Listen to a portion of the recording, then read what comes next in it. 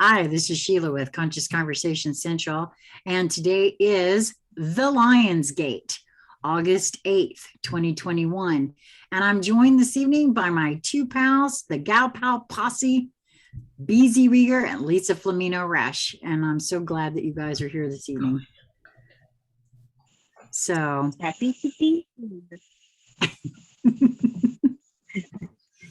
So the Lion's Gate, and I'm give to understand that this one is, well, you know, we've been talking about it a little bit for a while now. It's actually, it was my understanding from all the puzzle pieces, different, you know, astrologers and channelers and things like that, that this Lion's Gate has been a little bit like super amped up. You know, the really kind of started opening, and I also read another piece by someone who doesn't normally channel, right? And she was saying that it was clear, she was being told that, and this was some time ago, that there were actually 7 portals opening during this time, and it started right at the full moon at the last part of July. Right. And say what, Lisa? The 28th. I think so. Yeah, you're getting really choppy out there, unless we both are. No, just Lisa. It's just Lisa. Okay, you might have to go to your cell, Lisa. I'm gonna do that. I'm gonna jump. Okay.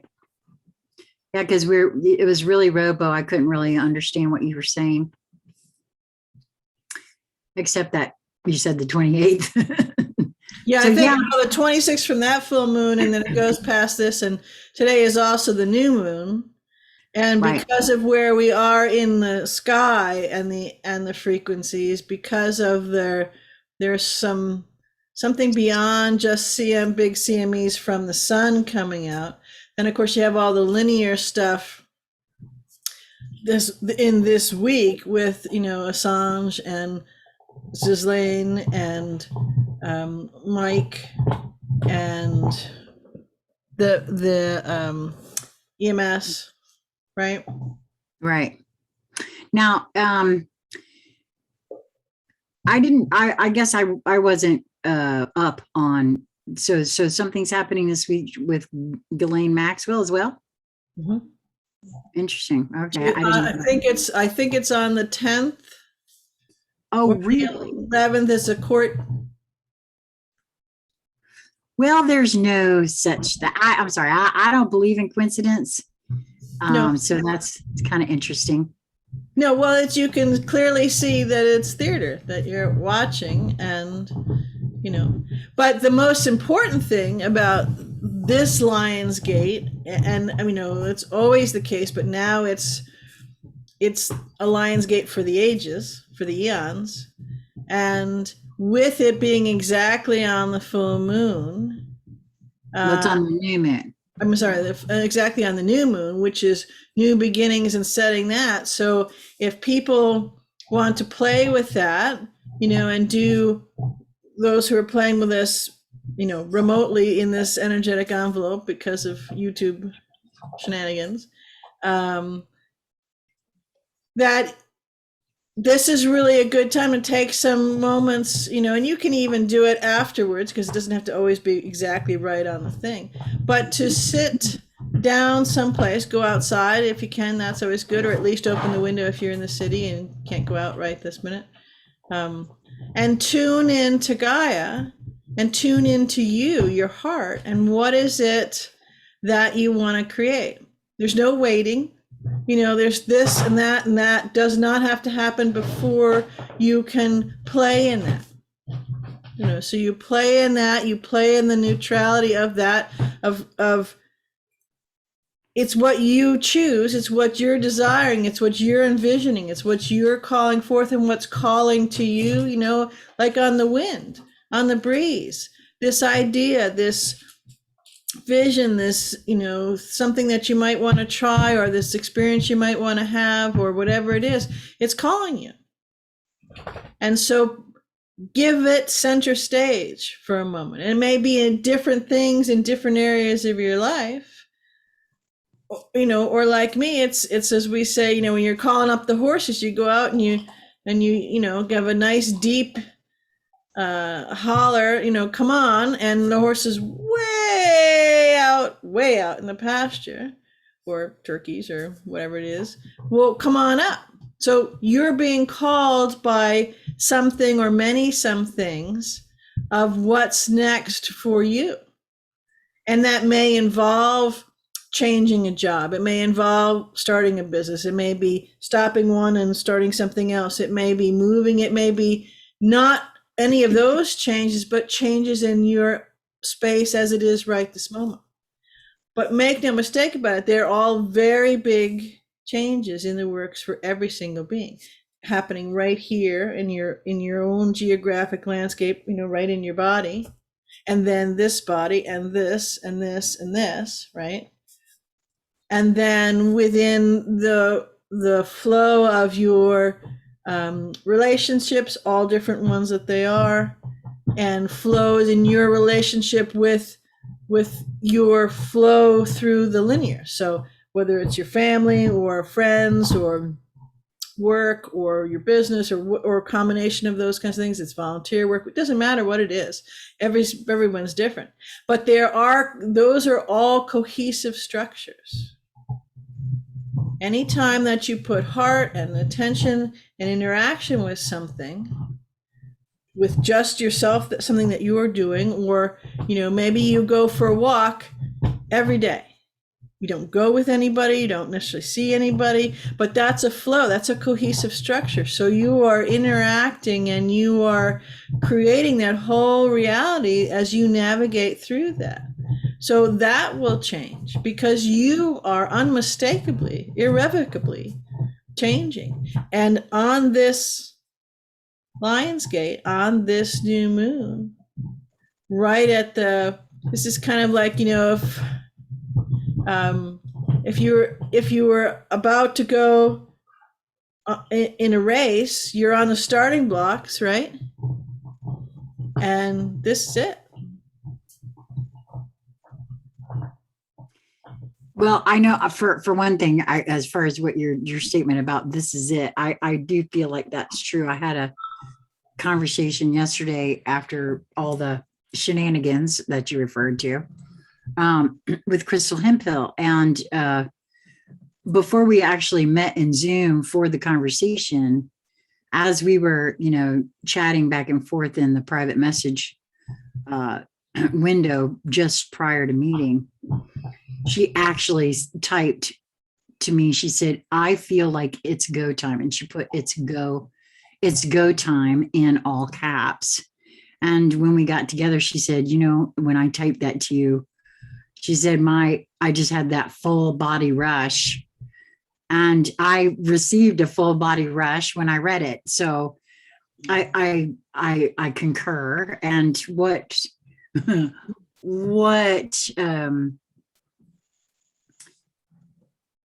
well, I already had, it's almost like, and Lisa, you'll have to speak to this because you were here and you were, you witnessed what was going on with me prior, just personally, my own field, right?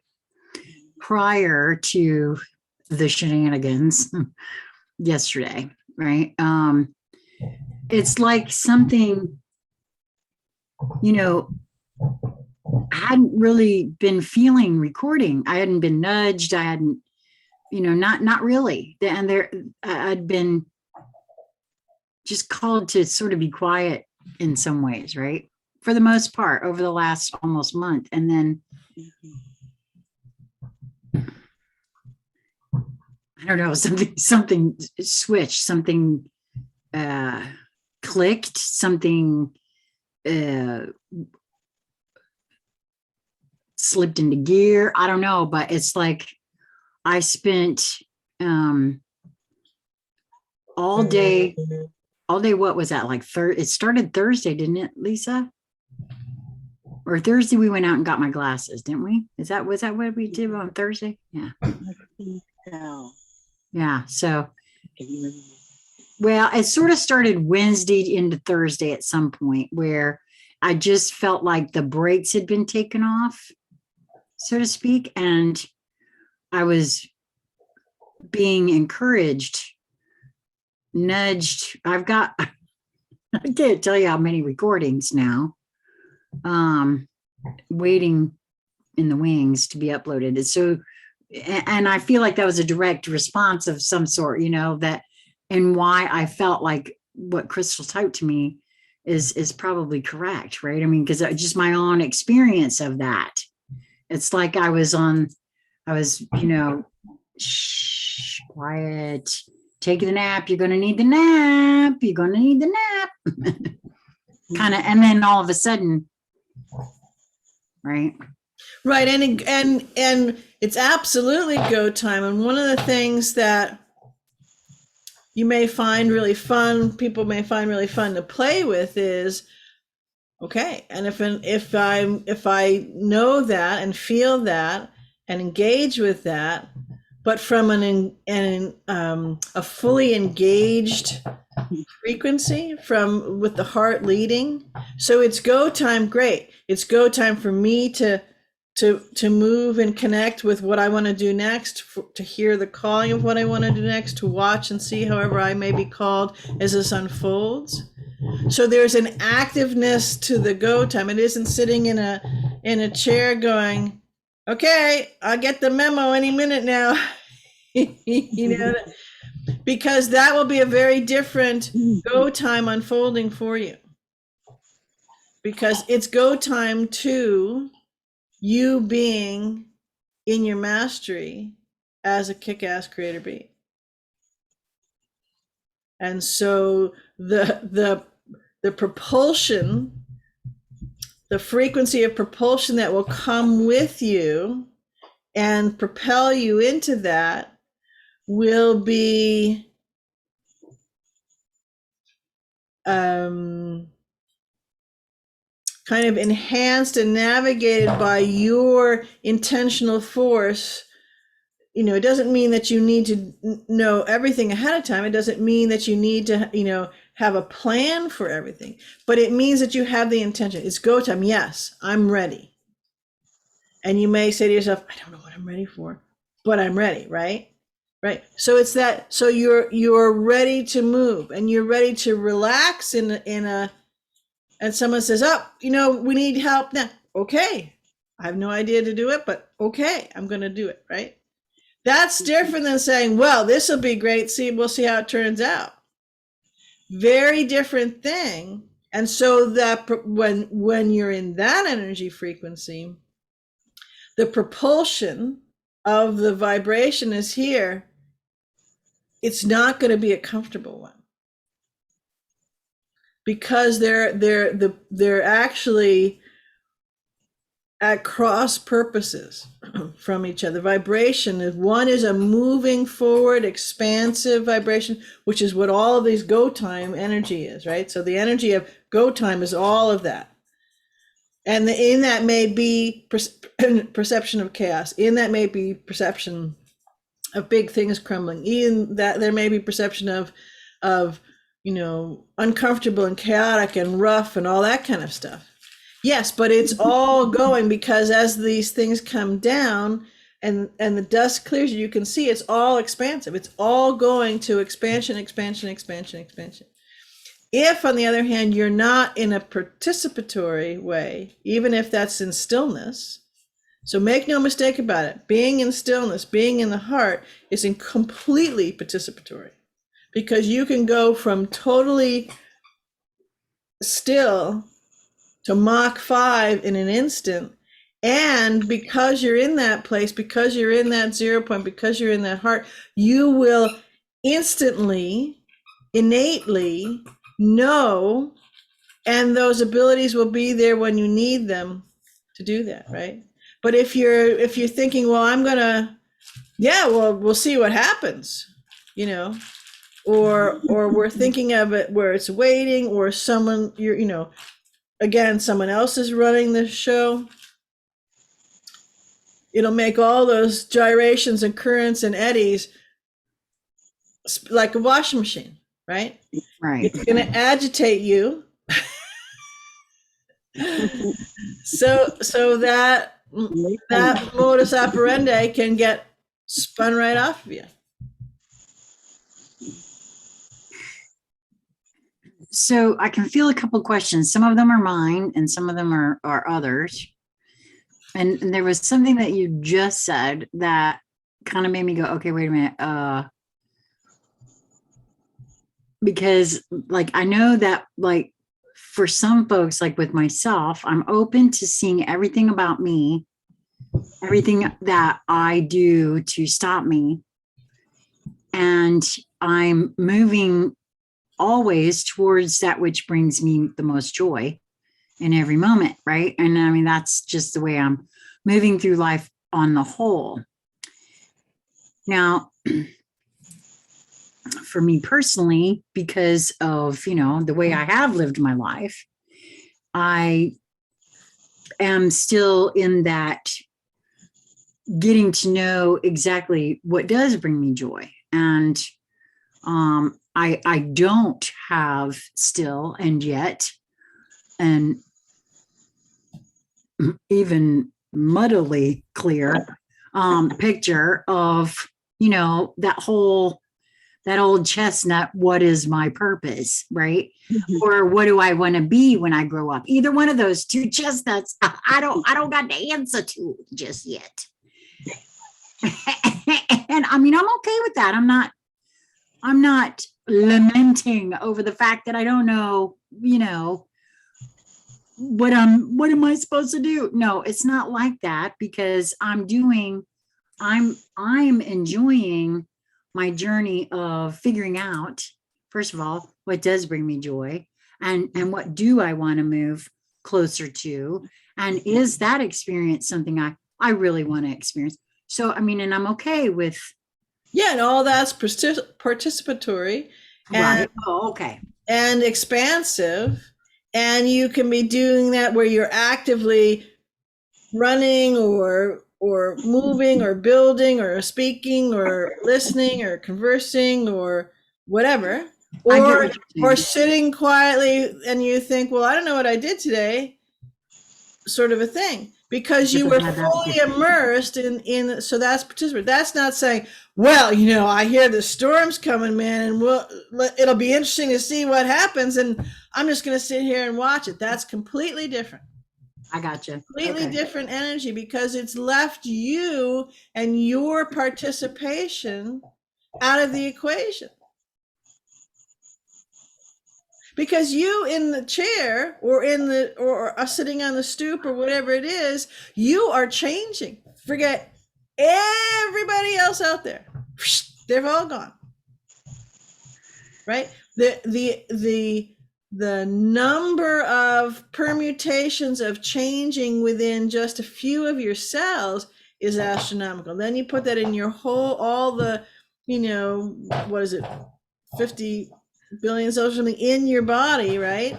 All of those are changing, and then all of your bodies are changing, and your whole resonance frequency is changing, and your scope of all of your regular linear senses, all of your other sensory array is changing. Your abilities are all changing, coming online, fine tuning. You're going from kind of dabbling in things to being masterful at things. So there's a lot of stuff changing on it. So if you're kind of putting on the brakes by thinking that the change is only happening out there, then you're not engaged. That's what I'm talking about. You're not fully engaged in your life in at this moment, which is kind of a busy, big moment.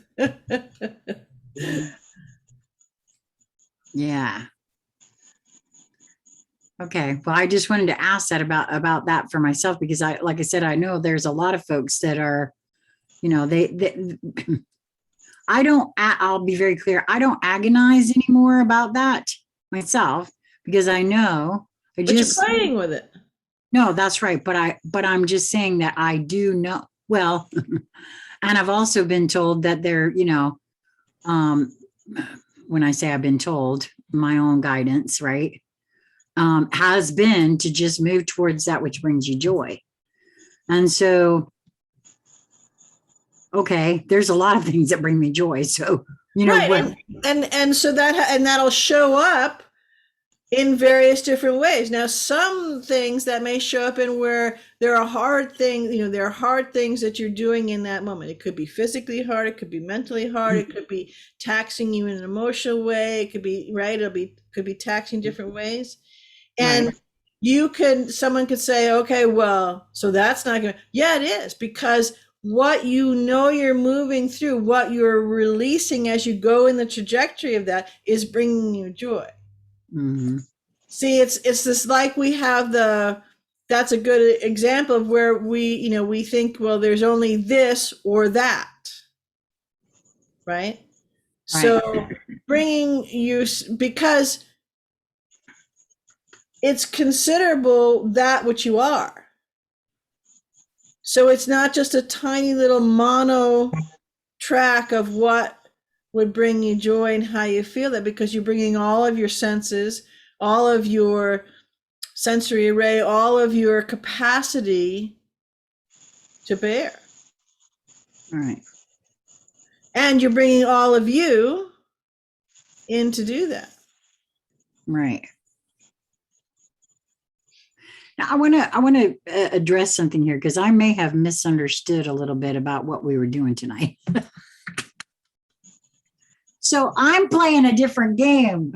I mean, it might be the same game, but it's a little variation of it. Okay, because I apparently wasn't really clear on what we were going to do last night when we parted, and so I'm just letting y'all know that what you'll see me doing over here is I'm making notes for myself, because it was what I said in my live was that, folks, we were going to play with our abilities. Well, because I went back and looked at our texting a little bit, and so I hope I didn't mess that up.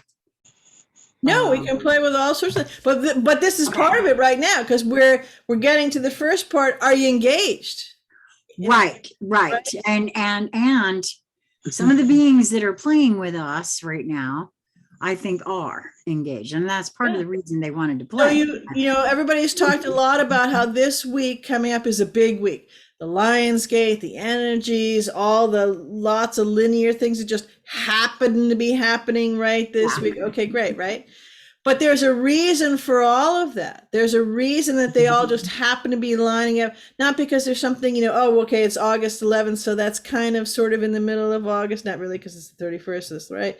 It's because of all of that aligning and the Lionsgate and where we are, and it's go time for everyone.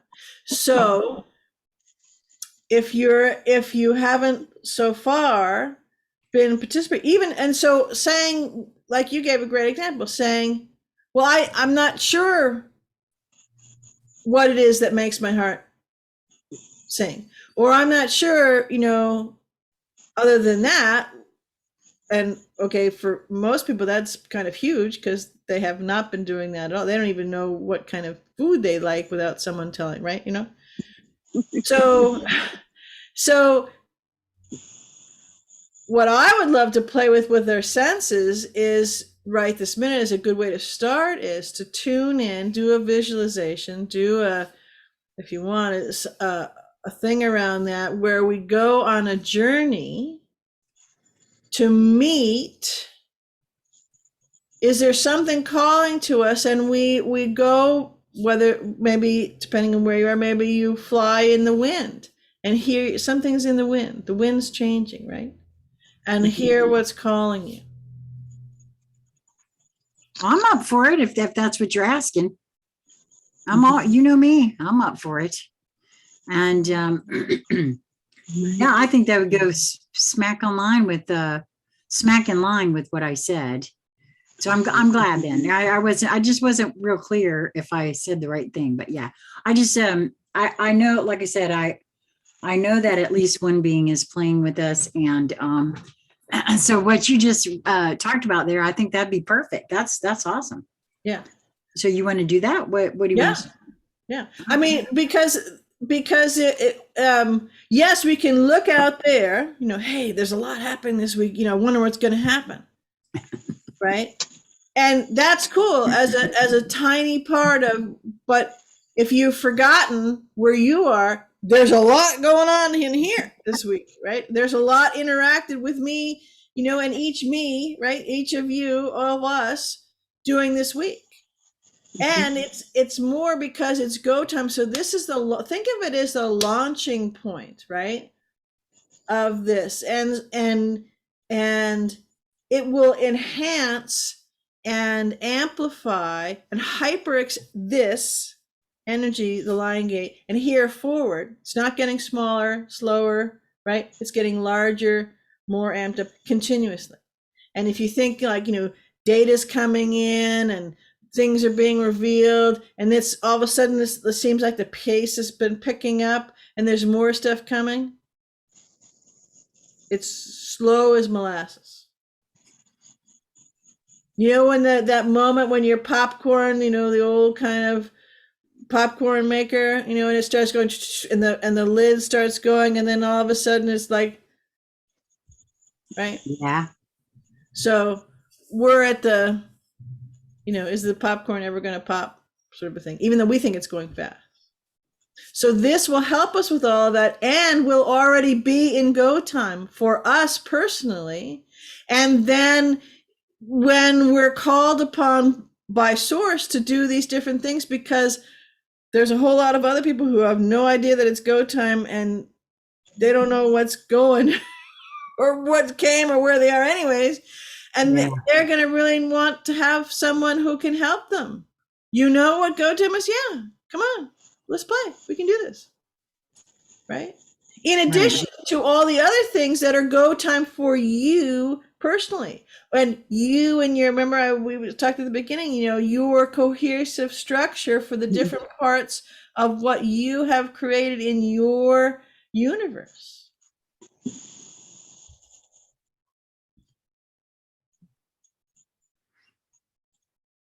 I just was flashed. I just got flashed. It was a meme I saw earlier in the week, and the words with it from another intuitive, and this was actually probably about a month ago, and this is making sense to me now why some have felt the call, because this is something that Crystal spoke on yesterday, to step back from looking at the out there, right? Looking at being engaged in, because that is crumbling, and a lot of the way showers, I guess, the folks that have been working really, hard on their shadows, and doing their shadow work and trying to resolve things within self. I in many ways getting ready for just what you're speaking on there, right? It seemed like, at least for me, what do they call that? No, it's tangential evidence, actually, by seeing it all the way around. A lot of people saying things just like that, right? I noticed it with Lisa stepping back, noticed it with myself. It's not like I was stepping back. It's like I didn't feel to do anything. You know what I mean? So that's kind of a stepping back, right? Mm-hmm. And so, I don't know, I didn't see that in any kind of way until just now, I guess, getting ready for, like you said, the go time or whatever. Mm-hmm. Yeah. And for some of us, like for me, I'm noticing myself doing a lot of bearing sacred witness, I'll call it. Just observing in a neutral position because I can. And so by my doing that, I am creating peace within me, and that's what I'm emanating. And so for me, I'm just really focused inwardly on that internal balance. And as I do that, I'm also beginning to notice others are feeling the call to step forward and they're doing. Like, I'm just noticing what everyone is doing. Like there is a stepping up. There is, even for those who have no sense of it's go time, and yet they're right on time with their going. Right. It's kind of like it's an internal drive. And if you are at all in alignment or allowing that internal drive to actually commandeer your ship, we're all kind of doing the same thing, but in an eloquent dance. So I'm seeing dancing partners. While one is advancing forward, one is traveling backwards, and they're going in the same direction, but they're having two different experiences of it. And yet together, it is just the most beautiful dance. Not only is it enjoyable to partake in, but it's also enjoyable to observe. And so, like as I maybe go backwards, I'm watching someone else advance forward, right? And then it's my turn to advance forward, and someone else, does the backward dancing. I don't know. There's just something really sacred to me right now about just observing what is and allowing myself to be moved by the beauty of all of it. Everybody's choices, everybody's opportunities, like their solo moments on the dance floor. Like, I don't know. I'm having a really fun time with it right now. Yeah. I And love that. you painted that in such a beautiful way, and when you were saying that, so many things that were, I'm just going to use it this, that were good expansive and enjoyable expansive and really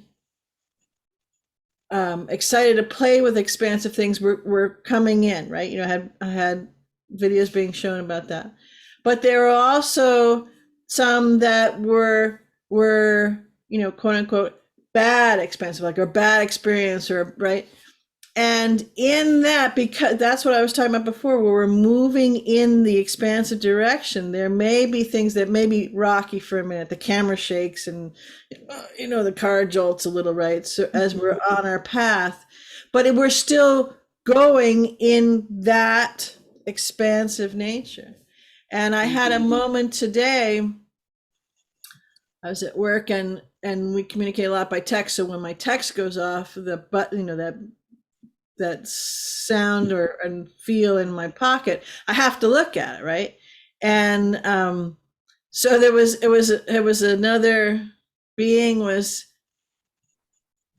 texting me, and I looked at it, and it was they were giving me something that maybe I could put on the IV, and I looked at it, and for a moment, in that observing, as you were talking about, Lisa, there was a moment of a rush of combination of just real sadness and righteous pissed offness because of what was around the thing that was, and then right behind that blew in and cleaned it all out of neutrality. And that, yes, so in that moment, that piece that could have been, looked at bad, or that was a horrible thing, or whatever, it Right. was moving in. That's what I'm talking about, where that's participation in moving forward, in the intentional choice of cleaning it all out and moving it forward. And the way through is how we go out of it. Right. And so there was I didn't dance for a long time with the sadness, but it was sharp for a moment, and it was galaxies wide. And then I didn't dance with the righteous pissed offness, and that was galaxies wide, and then the neutrality just came back through, and I put it, I sent the link to the article, which will go up, aside, and then just moved on. So I want to highlight that there, because the good stuff is often easier to focus on, and then we think, well, maybe we're doing it wrong. I mean, how could this be my highest joy, as Sheila talks about a lot, if this has made me sad, or I'm having a hard time fathoming the depth of what it is that I'm looking at for a moment. That's on the quote unquote bad side. So if your trajectory, if your intention, if your movement, if your knowing is going forward, those are ways too to navigate all that stuff, because all that's in the direction we're going, which is why we know we're going forward, right? Because it's coming out and it's moving through. There was something that you said there in regards to, when things come in and they don't feel good or whatever, right? It's like I got this momentary flash. There's just like almost everything else that we've done to each other. And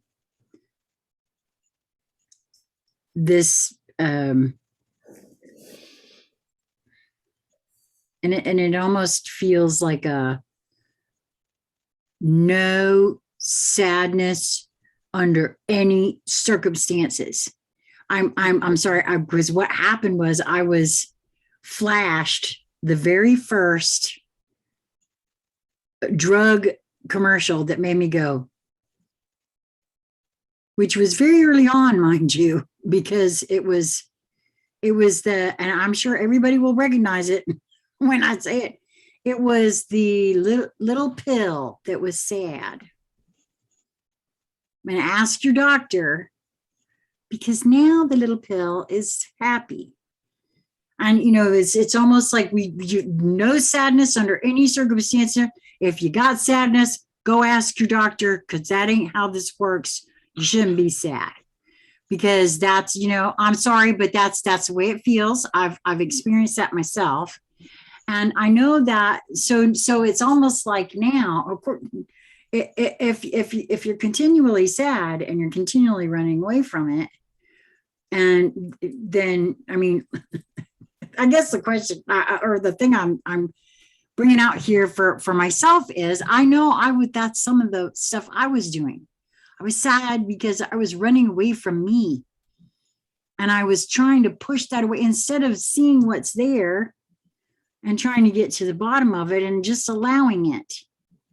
Now, in my own particular case, there's a whole bunch of other trauma involved in all of that, and including get your emotions in order. So when you're not allowed to emote, you tend to stuff it down, and then you get all kind of confused. Is it okay to emote? Is it a real emoting? Because you've stuffed it down for so long, right? But I just wanted to bring that out, because we have a tendency, and instead of allowing it, I did a reading for someone earlier today, and I have to share this with you, because it actually really goes in with what we're speaking on right now so hugely. I can't even believe it. And if she's watching, which I'll bet you money she is, she'll know exactly why I want to say this. Okay. The card was Extasis. It was in the fairies. And Extasis is one of the singers. And the singers are, in this deck, that pre-matter state. They sing it very much like the Lion, the Witch, and the Wardrobe. They're singing in things into existence. Just like I talked about what's calling you, right? You hear it on the wind, you hear it in your heart, you hear it in the air, right? That's right. In reverse, Extasis means this. Now it's a little bit, I hope you guys don't mind, but I really feel like it's important for some reason. I'm going to read what the card itself says, and then I'll share with you what it says about the reverse. Extasis, ecstasy, joy, rapture, motivation. Extasis is the song, the energy and power that fills unity. There is nothing else but that song. No voice to sing, no ears to hear, just the infinite and eternal song, the energy of which completely fills eternity and infinity. This rhapsodic song of bliss is what powers the cosmos and what gives it order and harmony. It is the song that holds the atoms together, the stars in their places, the galaxies in theirs.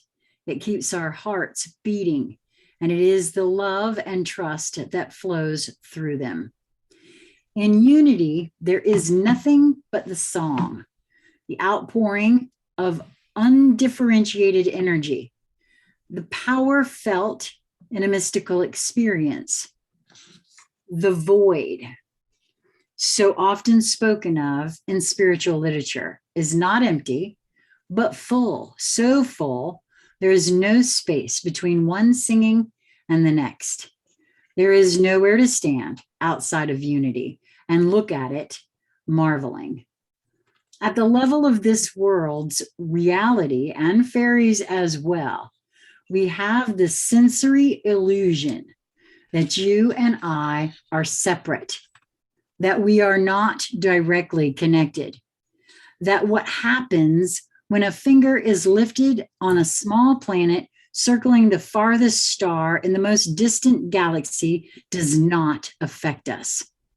We need this illusion because at this stage of our evolution, we're not ready to be aware of the full song in more than very short bursts, if even that. The singers are capable of this, but we are not. At least we are not yet able to do this. It may take a while for us to get there, but that is where we are headed, knowingly or unknowingly. Our ears are too small to hear this song. Only our souls are big enough. The song rings through everything, the wind in the trees, the radiance of distant stars, the beat of a mouse's heart, the rumble of a digestive system, the quiet gurgle of a plant's capillaries, the deep, unheard hum of earth. Scientists have recently discovered a hitherto unheard part of Earth's song, which is very deep and very slow. Some of them think it may be caused by changing atmospheric pressure, like a gentle, slow patting on a drum. Of course, changes in the atmosphere come primarily from changes in the solar wind and radiation, which we were talking about earlier as well. So in essence, we see that Earth Mother is being gently patted, caressed by Father Sun, and she purrs and hums in response. Now that's the explanation of the card itself. But in a reading, when it's reversed, this is the meaning.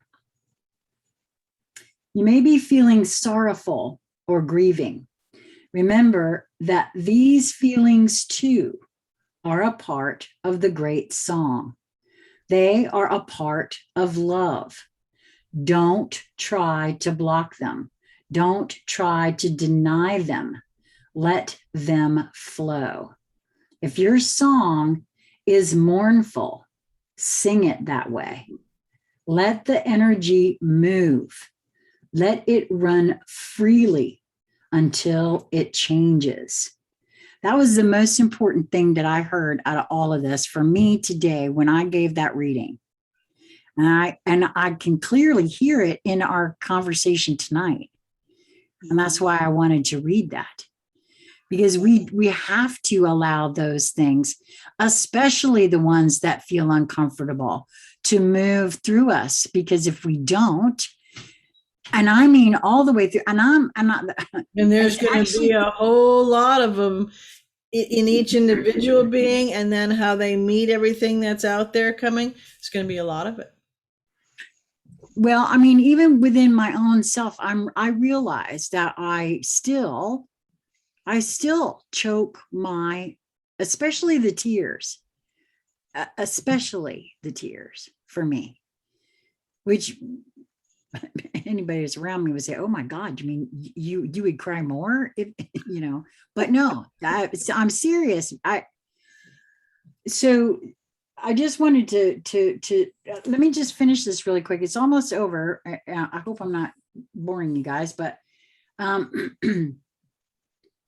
that last part, that I really just let the energy move, let it run freely until it changes. It is important to let ourselves feel what we feel without denial or blocking, so that we process those feelings naturally. And that's to me, that word ought to be bold and capitalized, underlined, 3, 5, 6, 8 different colors, whatever, but so that everybody gets that one, because that's not what I did to myself. Until they transform within us.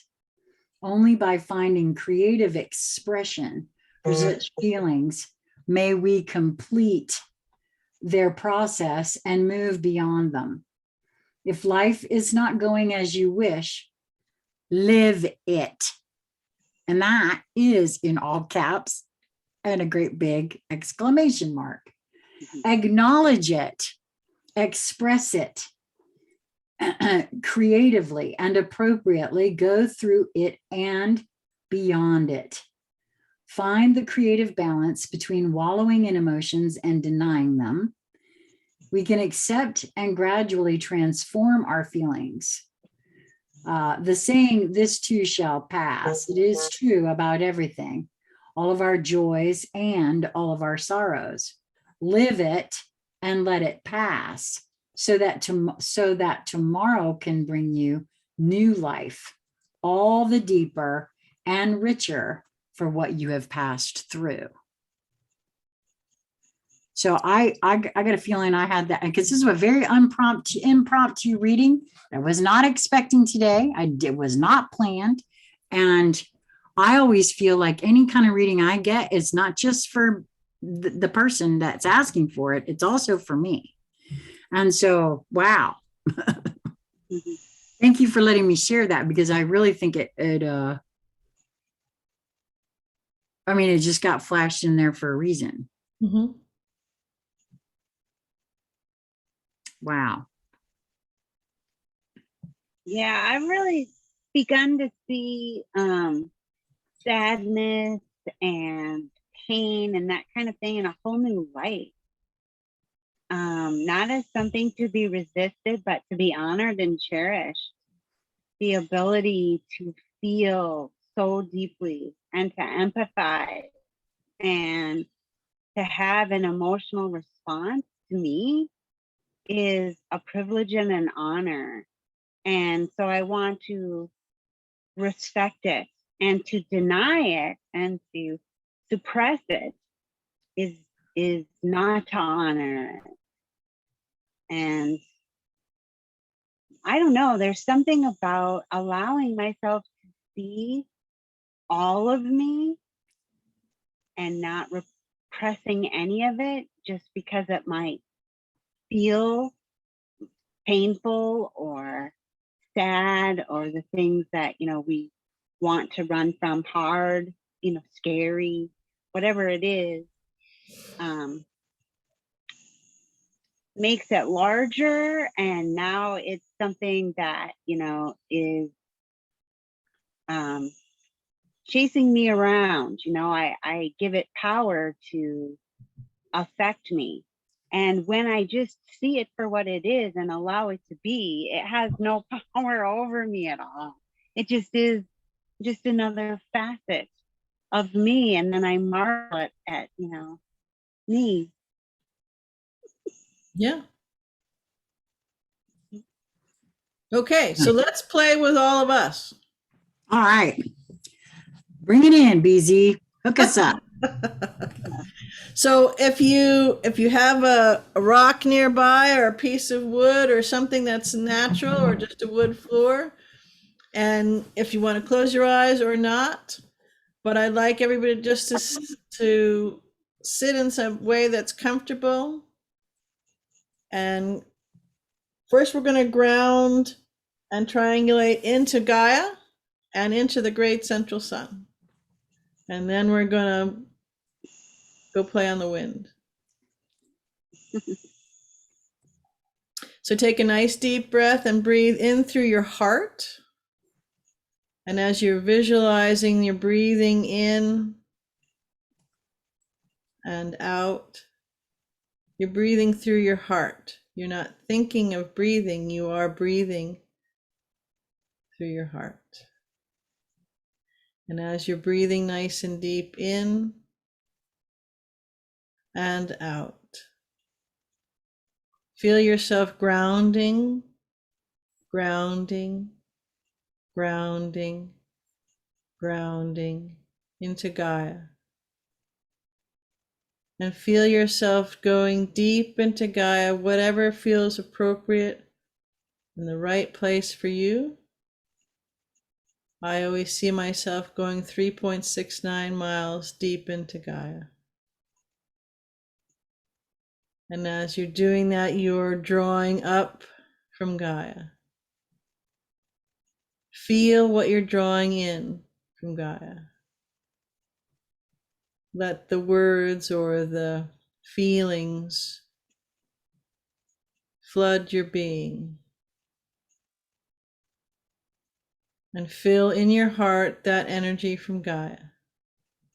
And let it circle around the heart. And it's getting bigger and bigger and bigger. The feeling is so filling you up. And now overflow that feeling, whatever they were, the gifts that were there. And with a song in your heart, send it back down. So for me, it's 3.69 miles down deep into Gaia. And I return all of that with all of me. And let that just now flow as you breathe in and out. You're drawing up from Gaia, and you're joyfully bringing your essence back down into Gaia. And keep that running. And now, top of heart, I want you to anchor up into the great central sun. And again, I do it, my anchor goes up 3.69 miles. And now focus through your heart and breathing. And you're breathing up into the great central sun. While you're still running that channel of you down into Gaia. And you're breathing and you're drawing what wants to come from source, from the great central sun, down into your heart, down into your I am presence, down into your soul center in your high heart. And bring it down. Let it all flood into you. More is being given to you, and more is being given to you. The volume, the generosity, the love, all that you're feeling is coming into you. And your heart is overflowing now, and let your exuberance push that back up and return that to the great central sun and to source. And continue your grounding and your anchoring. Continue your breathing and your sharing. Continue the circular motion, 2 different circular motions. Now let them both mix together in your heart. The energy from you and Gaia in a circle, the energy from you and Source in a circle. Now in your heart, those mix and become one. And feel your next breath, incorporating both of what we were just playing with, and now have it go through the top of your crown chakra and loop back into your heart through the back of your back, right through the center of your heart. And this is a 3rd loop you're now making. And this is with your soul. This is with your I am presence. And the same sharing, let all of that love from your soul pour into you. All of that which wants to come into you.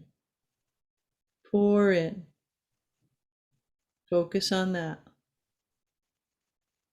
And then as you fill to the brim and your cup overfloweth, you share your joy and your gift of that back to your soul. And let the triangulation begin of those 3 points. Center below with Gaia, center above with Source, center within with your soul. And let your vision from your third eye just travel those 3 pathways that are a separate, complete loop and a beautiful triality all combined. And feel the breathing in every part of your body. Feel that syncopation. Feel the gifts, giving and receiving.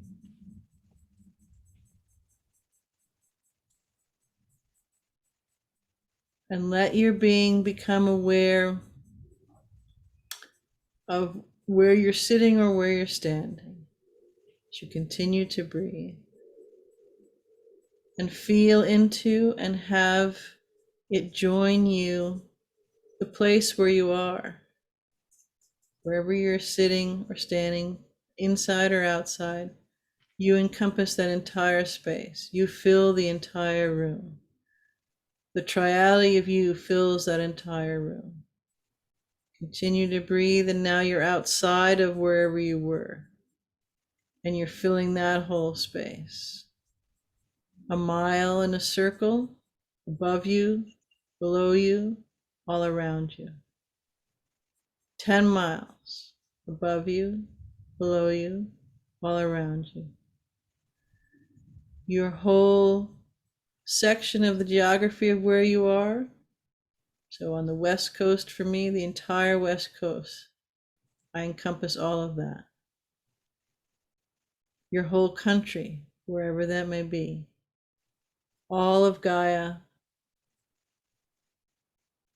Now the external space around. And focus now and fully hear and feel the silence.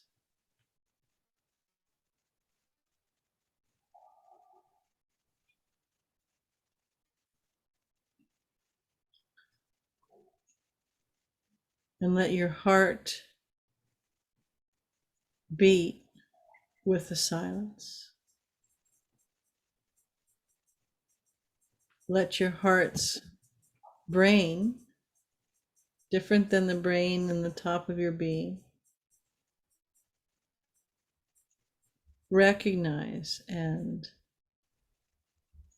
decode the silence. And do you hear anything calling you? Any thoughts? Any feelings?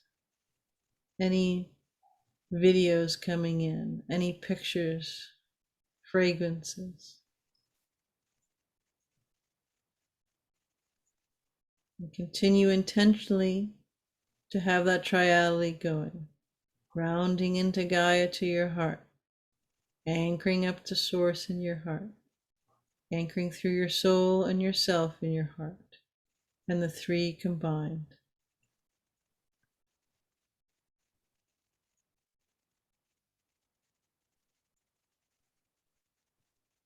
Feel what you're seeing. Feel what you're hearing. Feel what you're sensing. And if it's full silence, feel that. Explore that.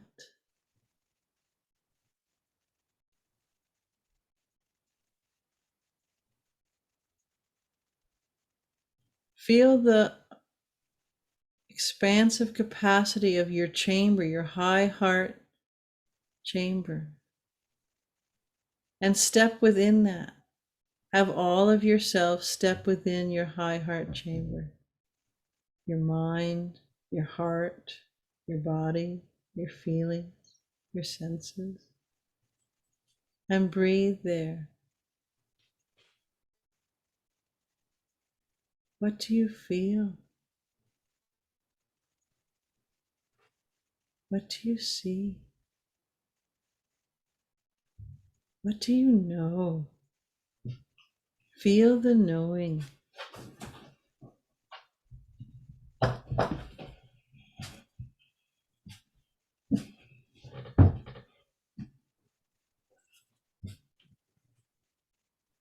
And continue to breathe in that triality.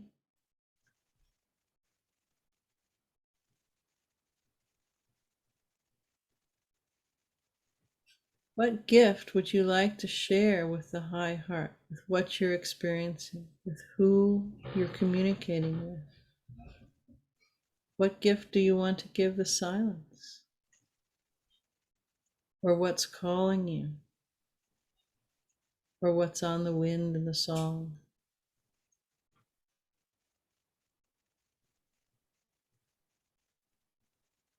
And continue to center below, center above, center within.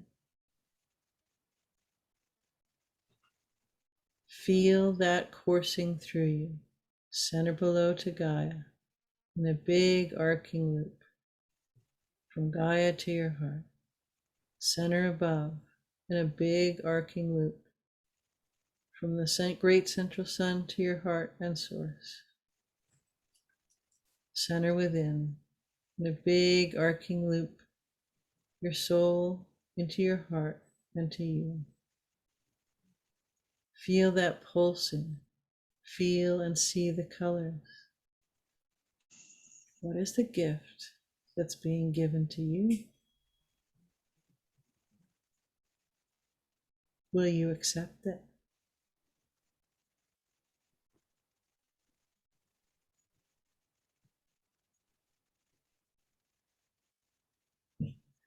This flow, this space, this knowing, these gifts are with you always. And you can always return here, whether you're still in a chair or busy with activity, in any moment.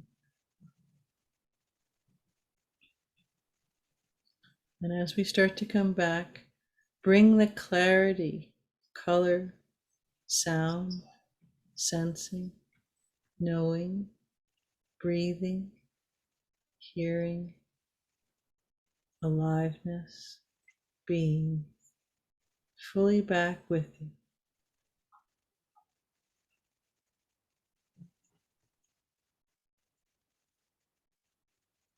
And let yourself come back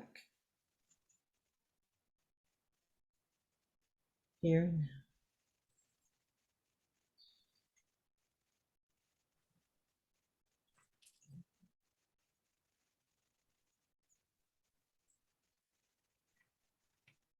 Interesting.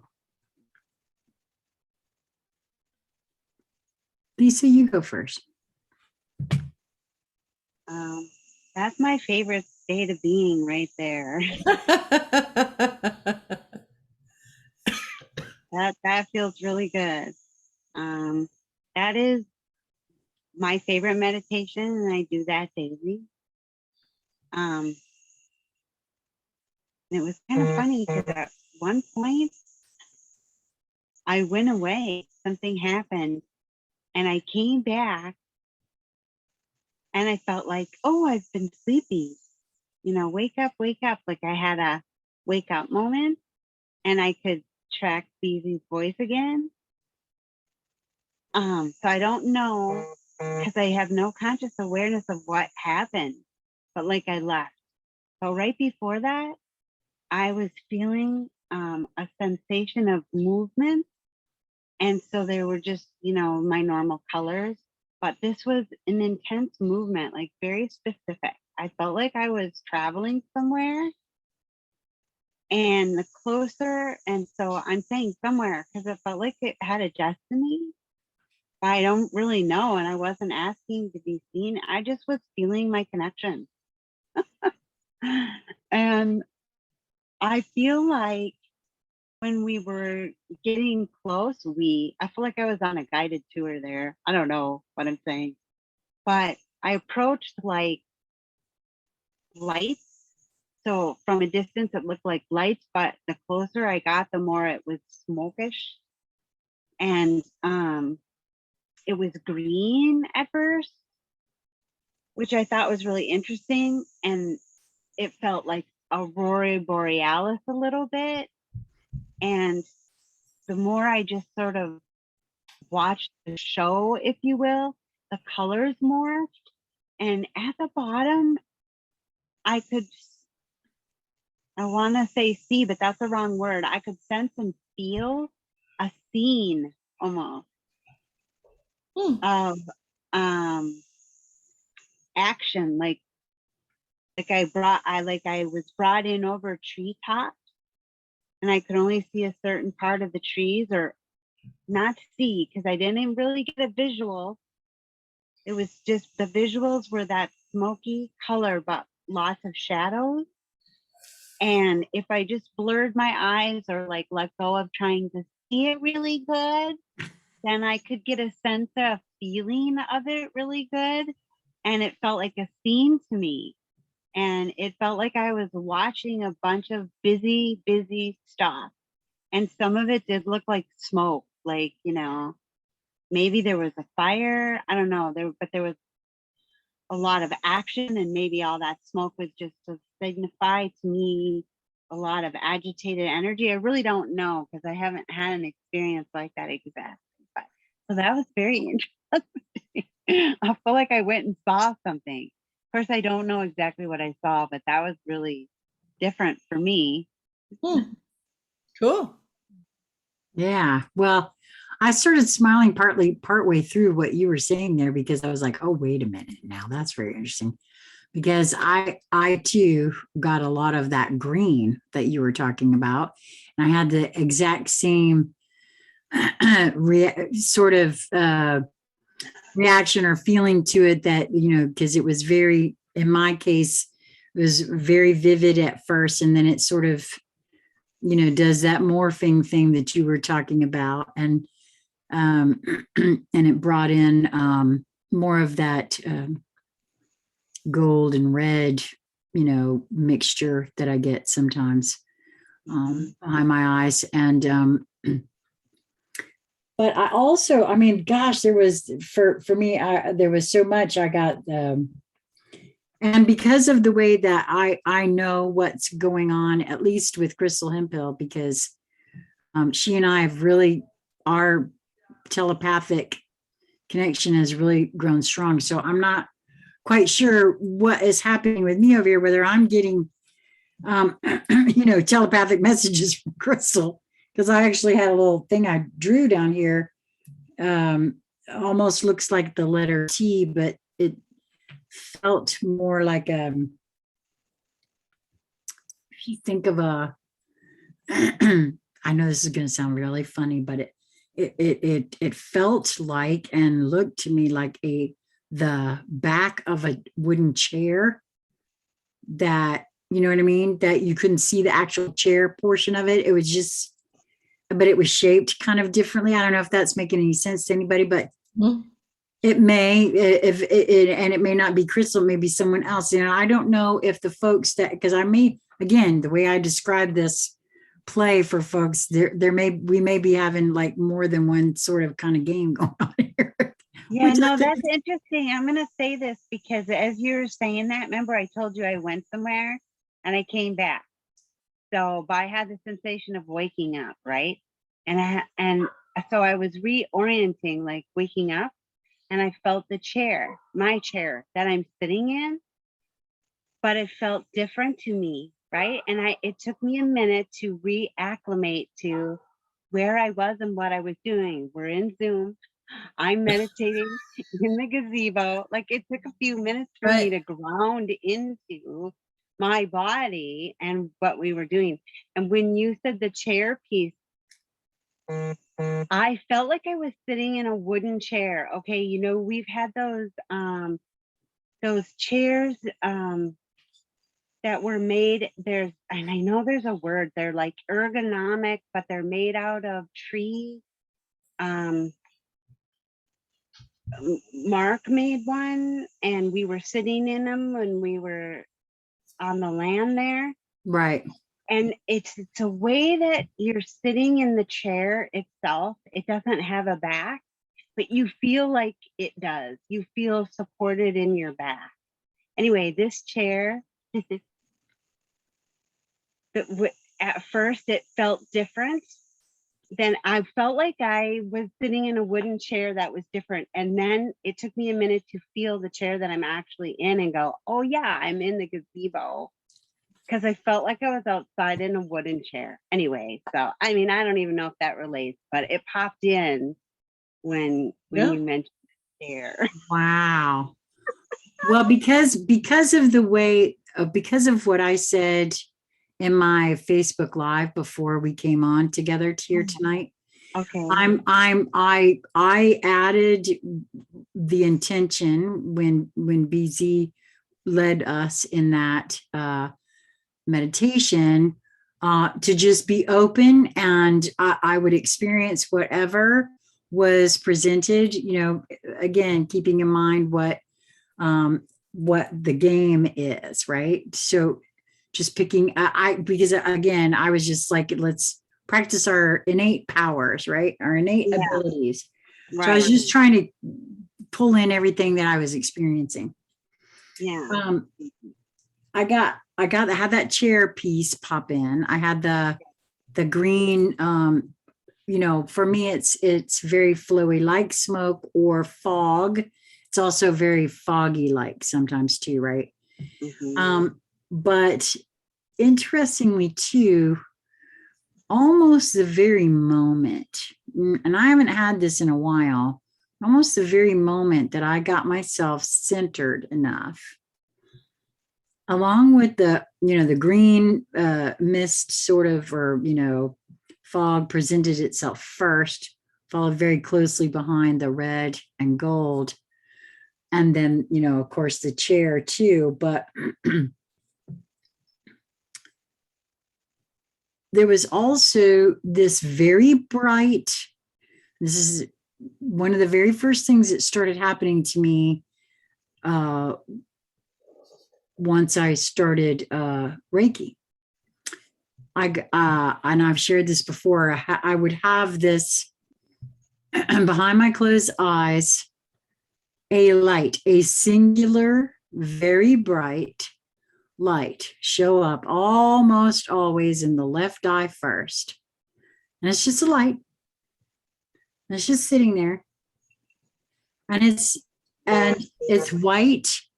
And in this case, in this particular tonight, along with the white, it had this very brilliant violet, deep, dark violet around the outside of the light. So it was still shining light, but it had a darker ring around the light.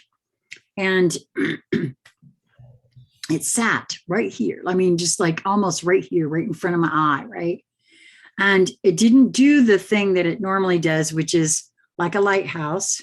I can see it come, and it doesn't affect this eye. This is what's so funny about it. And I think that might also, I just got a flash that might be connected to that other thing with Dolly and the whole thing with whatever's going on the right side of me. But back to this part, it doesn't ever show up in the left eye, only in the right. I mean, in the right eye, only in the left.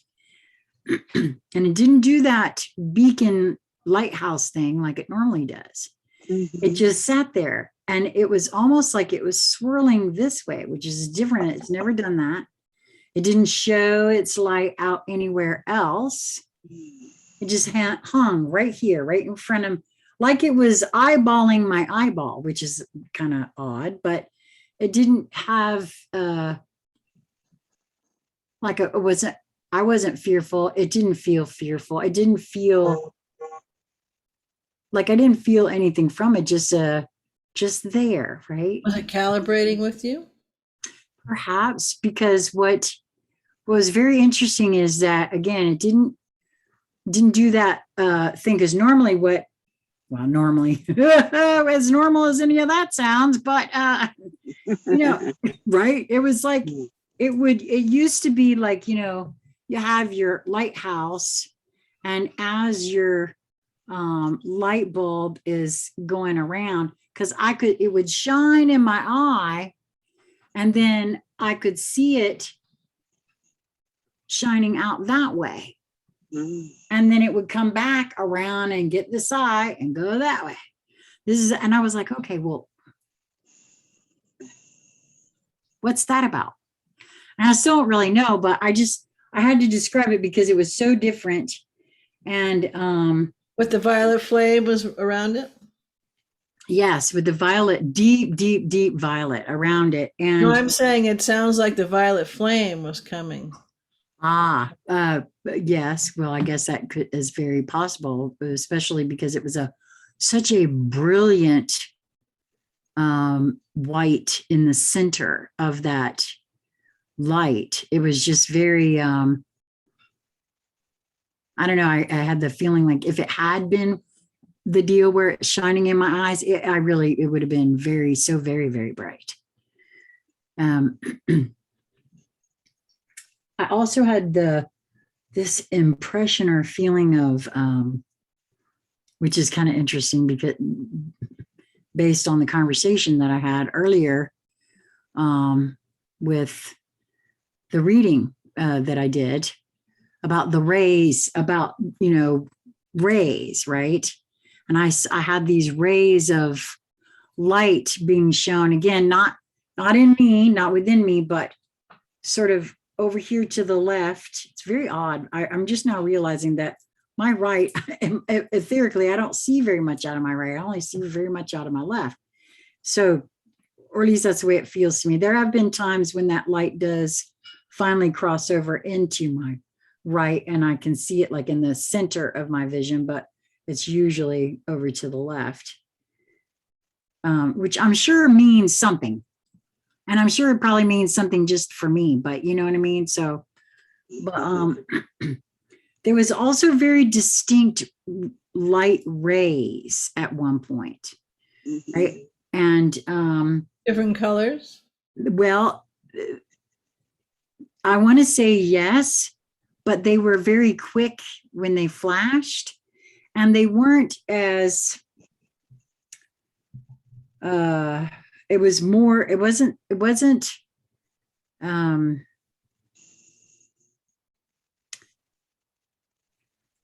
they weren't real solid, like, you know what I mean? So it was very, very clearly rays of light, and very clearly they did have different tints, but they were very light, if you almost translucent. Yep. Okay. And so it was a very quick flash. So I didn't get to see that it, very distinct, all the different colors or whatever, but I had the sense of they were all different colors. Yeah. Cool. I want to go on record too, though, as saying that I had a flash. This is before the meditation. I had a flash that that crystal is drawing something. I don't know why. That was at I recorded the time too. That was at 9:09. I actually saw her in my mind's eye drawing something about what we're doing, or in some sort of way. She's seeing something or feeling something, sensing something that she's compelled to draw. That's what I'm saying. And oh yes, I also wanted to say that I'm and right now too. See, I'm having that expansive. It's not full-on moving trucks like we've had, like we've all experienced and shared before, but this is more like well, I've had this sensation over most of my physicality over the last few days, but it's being pointed out to me more in this moment than ever before.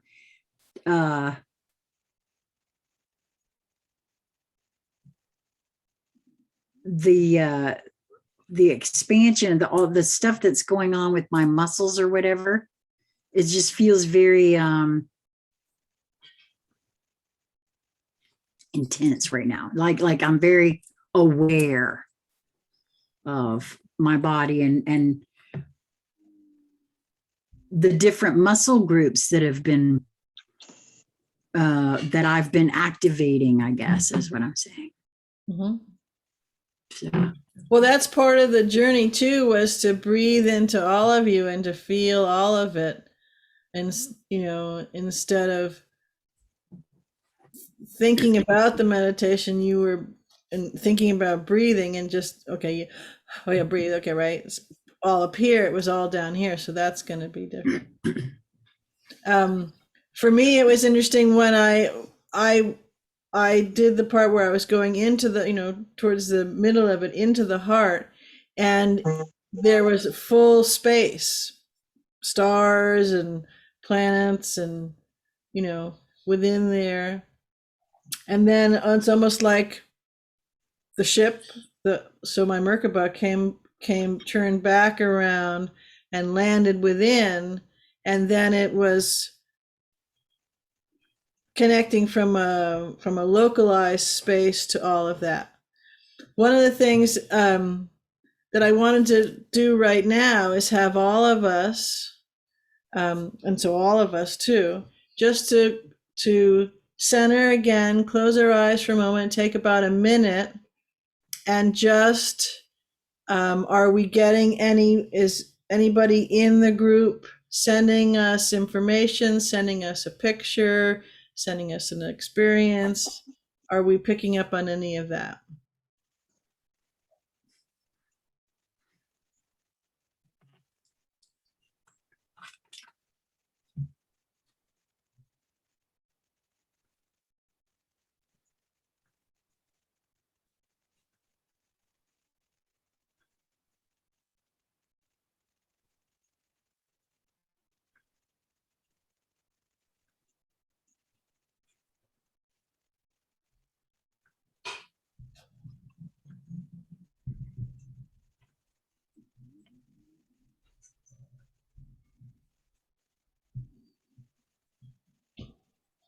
And does anyone who's in the energetic envelope with us now doing this playing, is there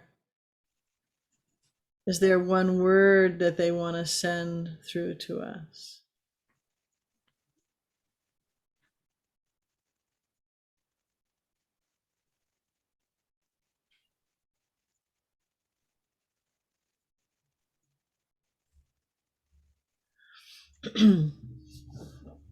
Okay, so come on back from that. I sent a hello out. I could feel, if I counted right, 7 or 8 beings, individual beings. I'm not so that I can make them all out, but individual beings.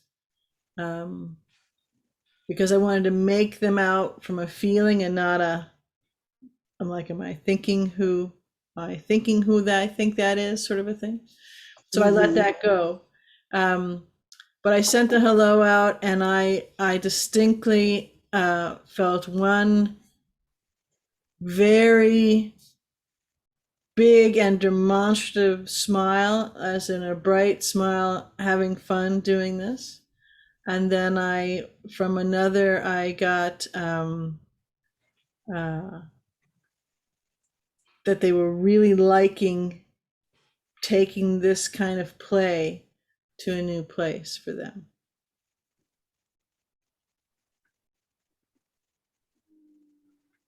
And happy was the word that came. Oh, I love that. oh, awesome. What'd you get, Lisa? Well, I sent out love, and I felt like it came back.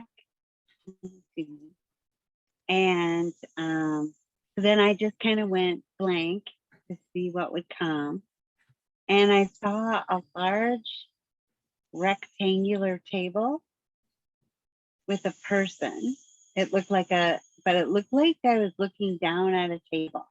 It was almost like a sketch drawing and I saw a person like in the sitting across from me position.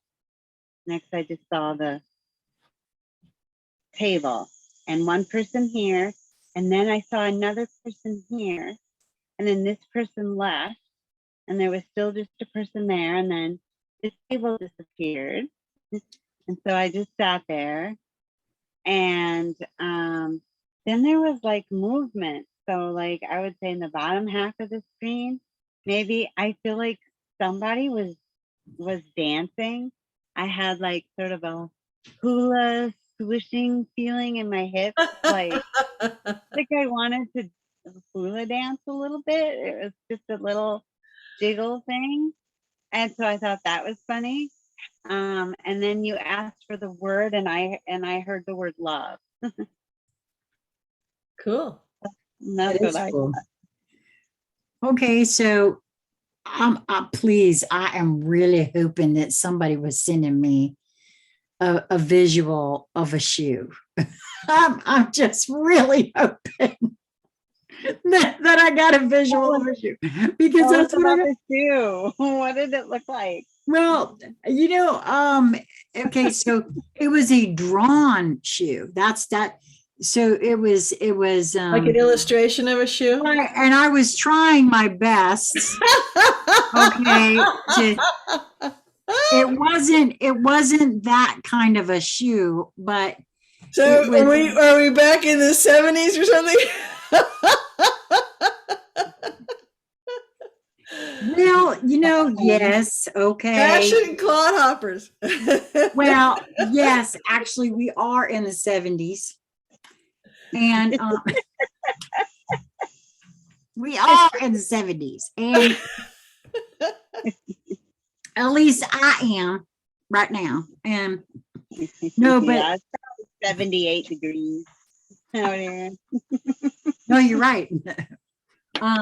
But no, it was a it was a high heel shoe, but it was like a cartoon high heel shoe. That's why I'm hoping that somebody was sending me a visual, because it was a drawn like a high heel shoe. I don't know how that was a poor rendition of a high heel shoe I just did, but I saw it. And what was so interesting is the moment you suggested this, and I closed my eyes, it was there. It was like, and then I'm waiting and it just still there. For the other shoe to drop? Right, that's exactly what I said. Yeah, I guess maybe that was it. Yeah. I mean, and the feet to walk the shoes, right? a little something. And I didn't get a word at all. So that, that's. Well, I have a feeling Crystal's somewhere drawing shoes.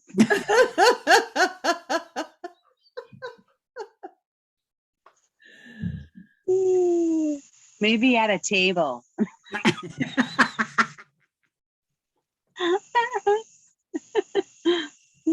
Cool. Oh, wow. Lisa, thank you for that.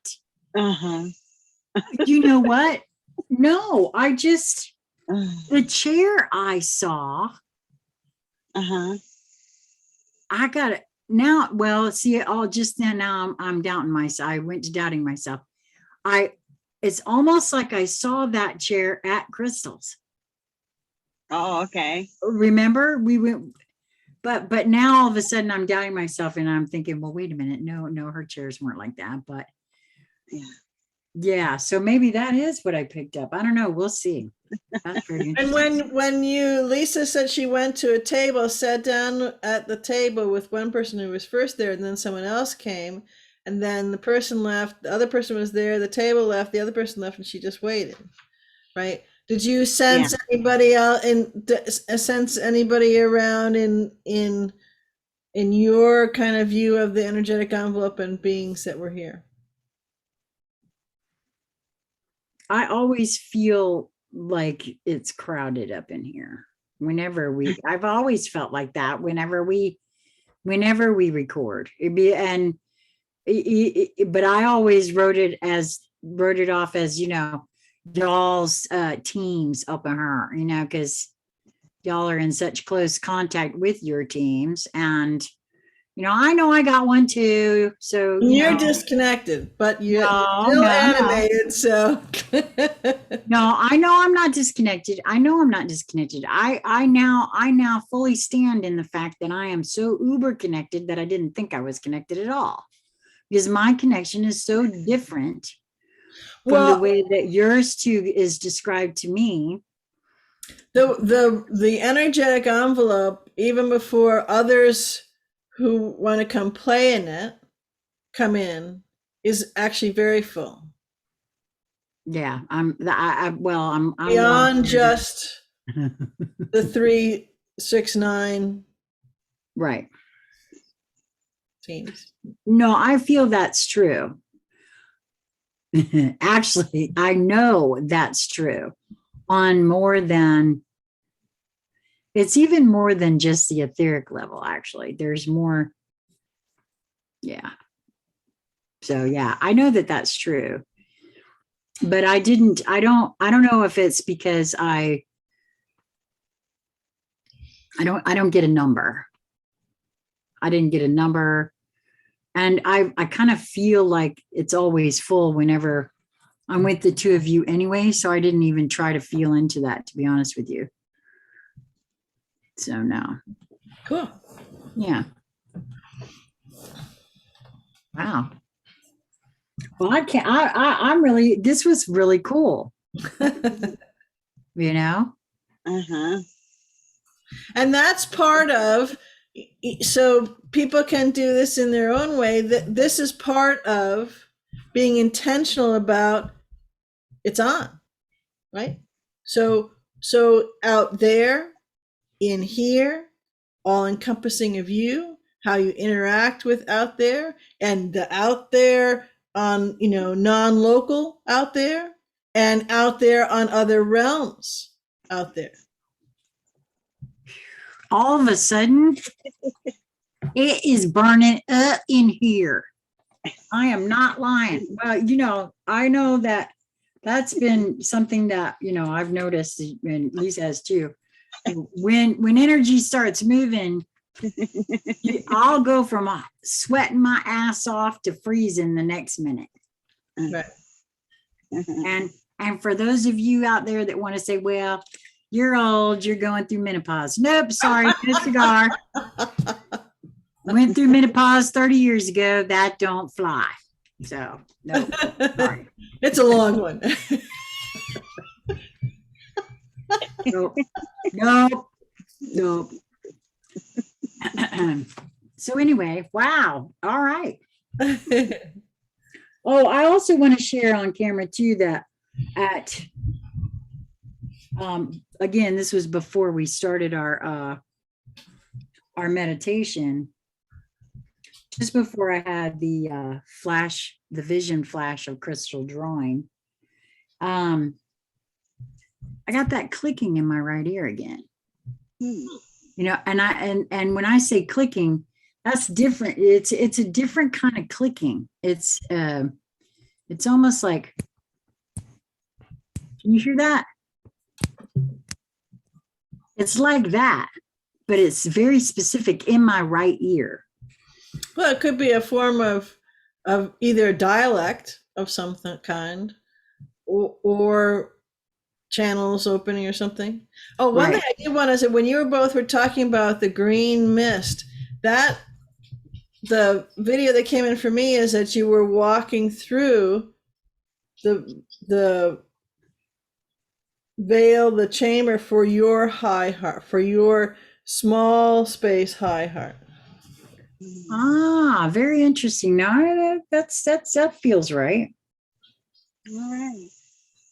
It's kind of like one of those gauzy sort of, what are they, the old 70s curtains or 60s curtains with the beads, but this didn't make any noise. What I was feeling is you were walking through into a chamber, because Lisa then just went on to describe almost like she'd walk through what was opening up for you. Wow, that's awesome.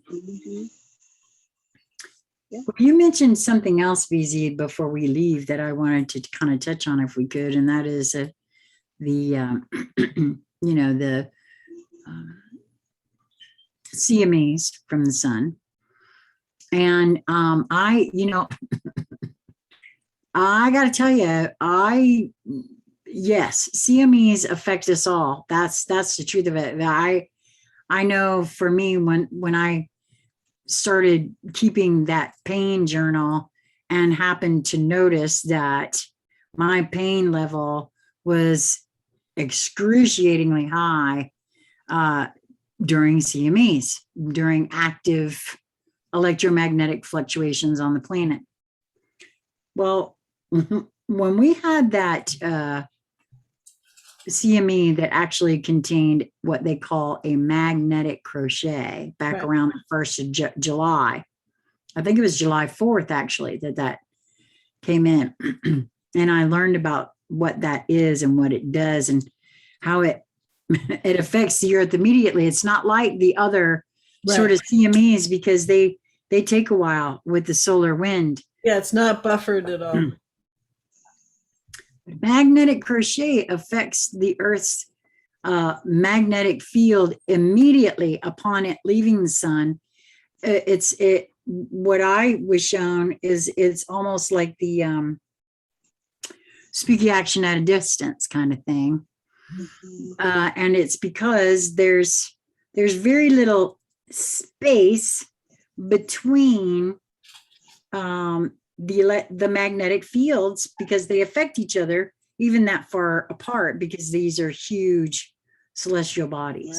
Right. Yes, since you're a resonant chamber yourself, it's affecting your magnetic field as well. That's exactly correct. It has already affected everyone's magnetic fields once. And I have a feeling that there's going to be more.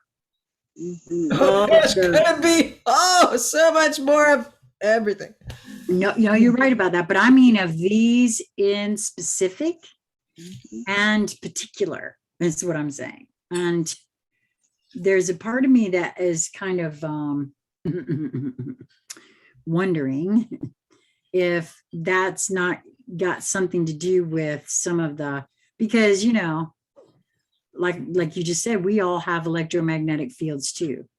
And this last one, they did say that it affected a lot of different things on Earth at that time. Well, it also shifted magnetic north again a little bit. So, and so when I feel into that, when you feel into what does it mean when someone says to you to find your north? Isn't that's kind of it's a big deal, Your true north. Find your true north. Move to me, that's almost, move towards what's bringing you joy. Where is your true north, right? Well, that's you could say another way to say that too is your 0 point. So how you orient your body, your being, your mind drops out of control space, your heart comes up and you're in 0 point. And we were unless I don't think people would have experienced anything if they weren't in 0 point, but all that was to put you in 0 point, which is the creative space. It's the field of all potential, all possibilities, and no thingness. So, everybody was kind of sculpting and bringing up clay and doing this kind of stuff. What I would like to finish for me here is, again, for the three of us and then all in the energetic envelope, is to go in for a moment. And we can do the short route to centering, right? And what is something either that you actively, from a linear, heart-based, posit out there, or that comes to you of what you would like to, because I'd like to have a chat more about this anyways, but I'd like to do more of this where we're having these playing, with our superpowers in various different ways, and also do it in a way where it's fun and experiential, but also to kind of calibrate it so people can track their own sorts of things and what they're picking up. And that's part of the stuff for the campus. But so that's a bigger conversation as well. So what I'd like to do is just do that so we can either be the Genesis I would like. So we have a thought or a feeling I'd like to bring this online, or expand this, or polish this, whatever this is, up online. Or is there a suggestion that's coming from our soul to us, from our guides to us? However, maybe it'll be different. Maybe it's not the way channeling, the channel of communication that you normally have, or maybe you don't have it, and all of a sudden you get it in. Just to finish off with that. Okay, I love that. Okay. Yeah. Okay. All right. Yeah. Mm-hmm. So close your eyes, take a nice deep breath, feet flat. And as you're breathing in and out, center below, down, down, down, down into Gaia, center below, breathing in, breathing out, center above, anchoring up, up, up, up into central sun, looping those two in a beautiful toroidal field, center below, center above, center within, and looping your soul and your heart in your high heart space. And what comes to heart, what comes to your third eye vision, what comes to your feeling that you would like to enhance or shift, awaken, or bring into mastery of one of your gifts, one of your superpowers, and play with and bring forth for all.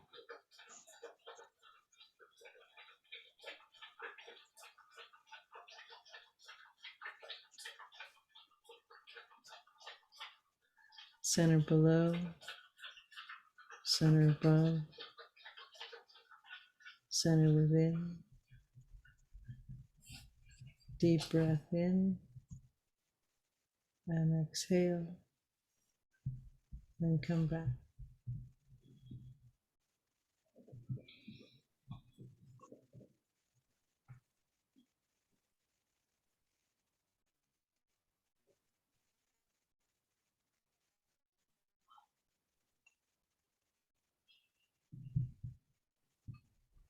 Hmm.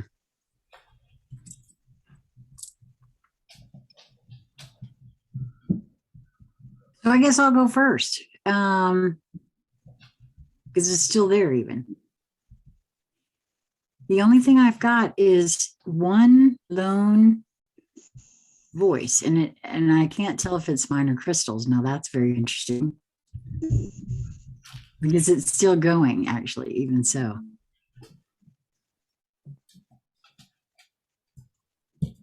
It's a melody. It's a song. It's a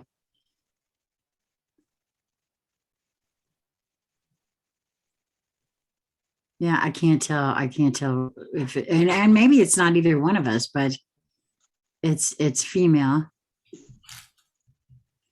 and there's no words. It's just a voice.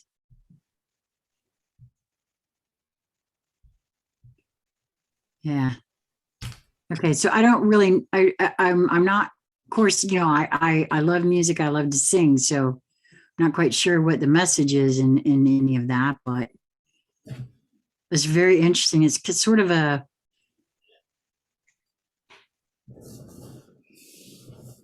okay, so yeah, oh God, BZ, it's an actual, like a calling.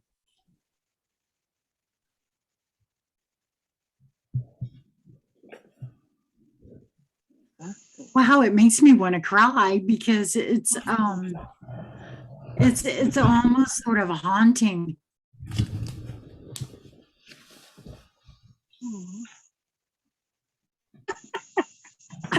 Somebody else might hear it, huh? It's my Oh puppy. my. It's my little puppy. Yeah. I don't know why, but you remember that cartoon with the guy who says there's something about George and I'm gonna love him and I'm gonna squeeze him and I'm gonna hug him and I'm gonna hold him and I'm gonna that's exactly what Xander is saying about BZ. I'm gonna hold him, I'm gonna squeeze him, I'm gonna love him, I'm gonna.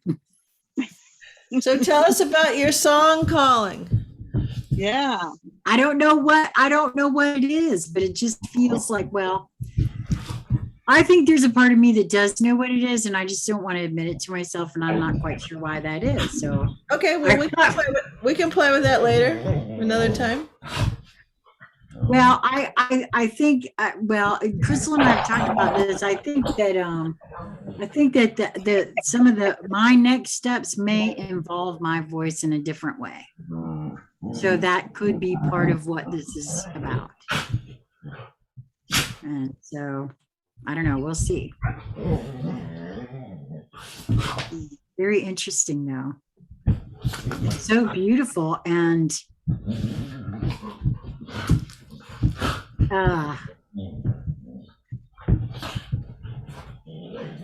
it's almost like, okay, so now there's like a visual coming in. It's almost like there's oh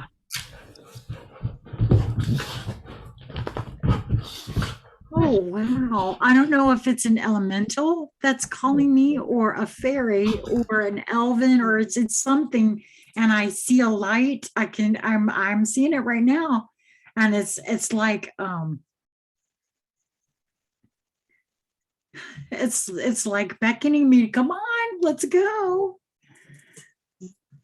and just singing and go and it's almost like oh wow, I don't know if I'm seeing a wand or a torch. Wow, this is different. I've never had anything like this before. How exciting. Wow. It feels like home. It feels like where I grew up. Not in this life. Wow. Oh.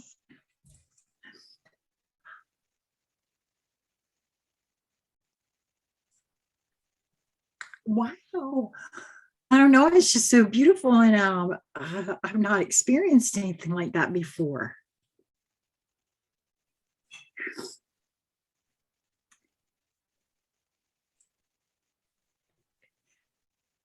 I can't tell if she's got sort of childlike. So maybe small in stature.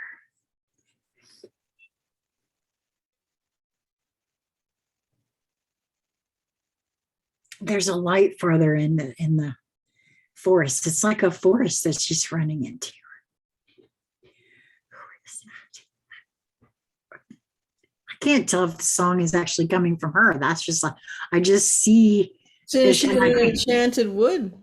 I can't see her face or anything. You know what I mean? I just follow her in.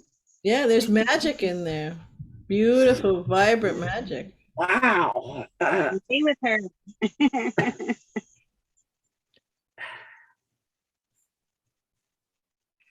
Oh, I think tonight's gonna be fun. Yeah. Oh wow. Okay. What happened for you guys? Nothing, apparently. Nothing like that anyway for me. Not today. Well, it's still happening right there. So she's yeah. Right? Wow. I know. I had that's perfect to follow. So I did not have any of that. Well, I'm writing because I still got But what I did have was I brought a question that I asked to be shown what I can do, what I can step into moving forward for myself. Because, I've been kind of working on bringing in, my own abundance and, working on that. And what I received was that my superpower is unconditional love. And so I took a little swim in unconditional love, which was absolutely wonderful, and fabulous feeling. But I didn't see anything, and I didn't really get any instructions as to what to do per se. So I'm just gonna keep showing up with my unconditional love and see where that takes us. Well, first of all, I want to just state something for the record here. Yeah. That's not anything to, feel like you didn't have this grand, because I live with you. Yeah. And I know that that is your superpower. I have known for quite some time. Yeah, so how do I turn that into a paycheck? I guess maybe. Well, it's interesting when I was hearing you say that, Lisa. So this is very interesting. When I was hearing you say that, because we're going to have another conversation down the road about this, but some of what I've been working on and training in is creating what's next in a new way, right? So what I was hearing was I was decoding for you what you were saying, just naturally going it. So this is this picture, because I'm feeling you say, well, that's one of my superpowers, unconditional love. And immediately I'm thinking, wow, and this can be applied here and here and here, because part of what I'm in training to do is how do you take your skills, right? Or how do you be of service to put it in a business, right? So same kind of a thing, because if people don't have anywhere, forget unconditional love, but they don't have anything that's approaching anything more than just very constrained conditional love here, either in their mind's eye or their heart or their interpersonal relationships, whether it's at work or family, right? So there's all sorts of ways that, in linear parlance, right, for wanting to have a job or build a specialty that you're doing in your business, that's a serious transferable skill. And since you do it and be it, that's the delivery of it, yes, and it manifests itself. The tool that you may use, or the process that you may use, or the steps you may walk someone through with it will change a bit, because it's customizable in whatever that setting is. Does that follow so far? Okay, I think so. Well, instead of this widget, and it clicks at the top, and a little thing pokes out at the bottom, and it has so much ink in it, and it writes, and that's a tool. So it's not really customizable, only in the sense that when some different beings' hands touch the same tool, right, the two may make something different. Does that make sense? So your unconditional love is a skill and a resource and a toolbox. And you can then meet with other beings in various different ways, whether it's one-on-one or in a group or in different settings or in words, through posts or courses or all different manner of things. That doesn't, you can, whatever feels good. And then the individual people who want to move through something that they're working forward to, or to get away from, or Mhm. to make better. So I'm trying to speak very linear here, right? Right. Mhm. And then use your services, use your talents and what you bring, the thing that you do, that you bring to the table in different ways. And so one of the ways that you communicate that you build the bridge between you being and doing one of those things that you do to them, so that they can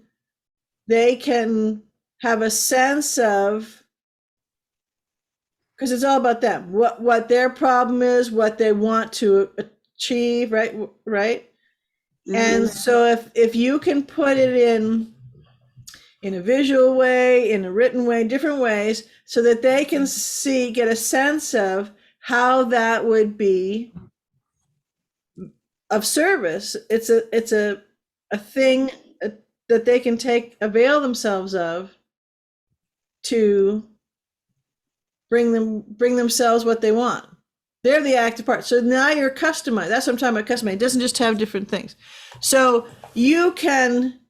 That's why it's actually a great answer. I can see how it'd be. Okay, that's nice, but right. No, I got I'm that. having But to on it some more. That's for sure. but I have to laugh because it's exactly like part of one of the things I'm doing is about remote work, and it's a fairly large training, right? And someone says, well, I used to be in corporate, or I haven't worked for years, right? Right. Because I had a health issue, or I was taking care of the kids, or whatever it is, right? Mhm. So how do I, if they want to get a job or they want to offer services, right? It's because this is blended for both. How do I do that? So part of that process is to mining the gold within, and you're doing it on a linear and multidimensional level, but they all meet because you're still residing in the tangible embodied world. And the tangible embodied world is going through, what have we been talking about this whole time tonight? Major changes, right? Mhm. So you can do it in a variety of different ways. You can do it in something that, and part of it is creative because you're thinking, well, that's nice, but who's going to pay me? Or how do I get that, right? Instead of reverse engineering it, and what is it that a being may be looking for help with, or to practice skills with, right? Mhm. Right. That unconditional love helps them, because if you break down unconditional love, go linear steps, right? Well, what does that mean? That's conflict resolution, right? That's stress mitigation, right? So what I'm saying is part of building the bridge is, because we're linear. Sorry, we just are. Not fully, but right. And we're in embodiment. And a lot of beings are looking for different things, even if know that they're not just linear, right? How do I do something, right? So you can work with those skills, because it will show itself to other beings based on the customization that's going on between you and that other being, that particular other being. So they may want it in a something that's a storyline that they can weave through, that's a metaphor or a parable to help them look at something. They can do it in a way where there's a presence and a connecting in a guidance, coaching, consulting type of a way. They can do it in other. So there's various ways, metaphors, tangible, what they actually can avail. They can read something, they can watch something, they can hear something, they can speak, right? Do it in lots of different ways. But it's showing up to help them do it. Your job is to not fight with yourself for something, the gift that you have, to figure out a way to build the bridge between you and recognize where they're standing on that bridge, and they want something. They want more of something, less of something, ease with something, right? It's all all buying, all whatever is all emotional decisions, right? And then ways that you enjoy doing, even if you've never done it before, you're connecting with them, so the thems can avail themselves of it. So it's more to play with, but I think that's actually, I have to laugh because it's a very concrete, and to me, a very cool answer with high potentiality to look at it from a Sheila-esque thing and say, I don't like subtle, and I seriously don't like nuance, and part of that was both of those things. But I see it as a lot of information there that can be played with, but brought, because we're embodied, brought to a linear container. So anyways, more if you want more to play with later. What I felt was, and what I saw was, it's funny, I was not fully formulating the question, kind of like what you had said, that you'd fully came with a question. I was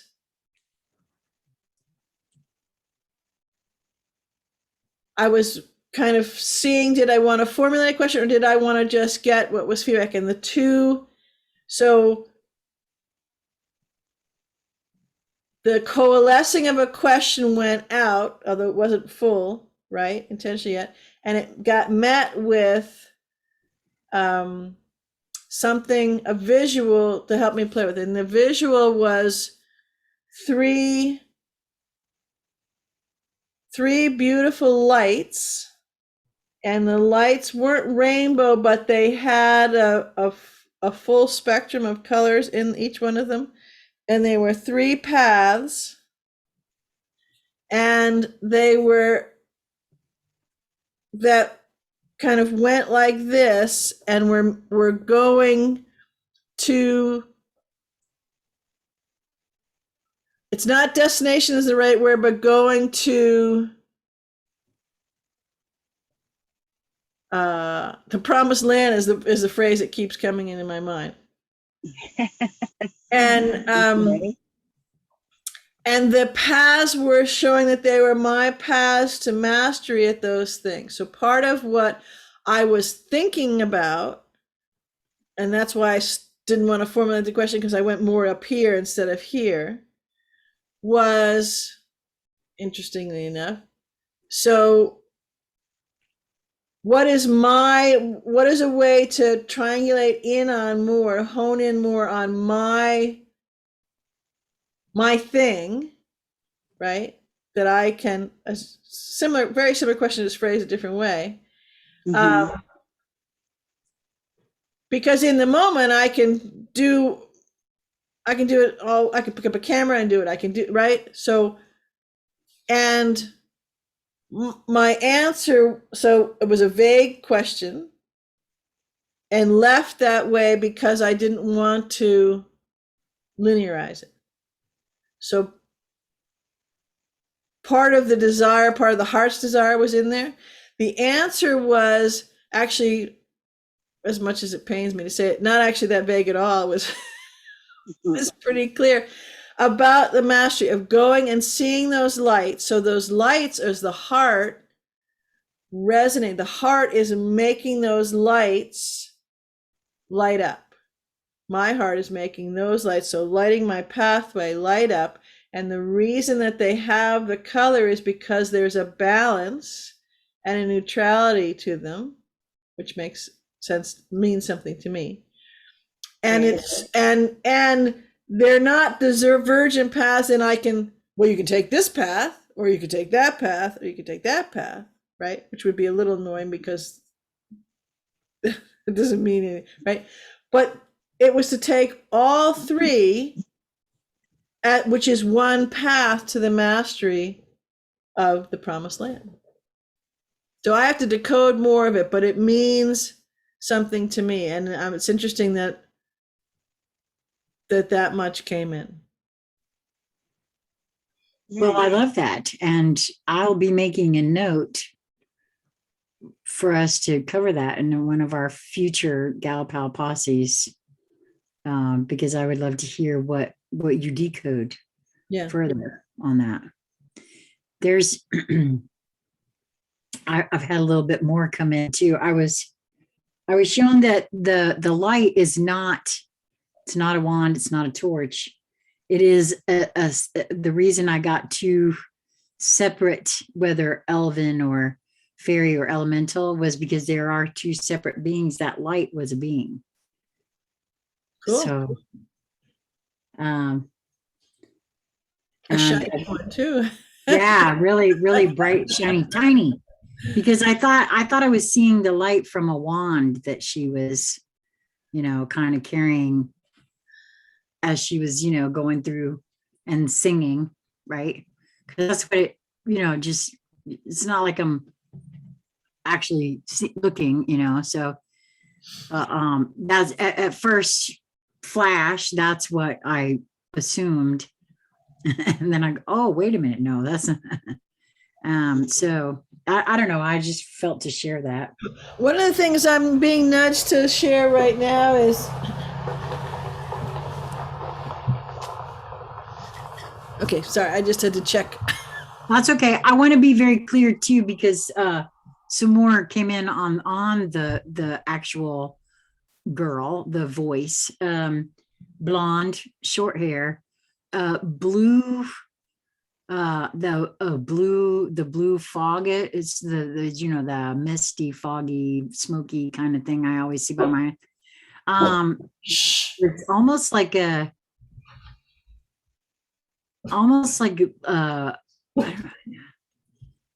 luminescing isn't the right word, but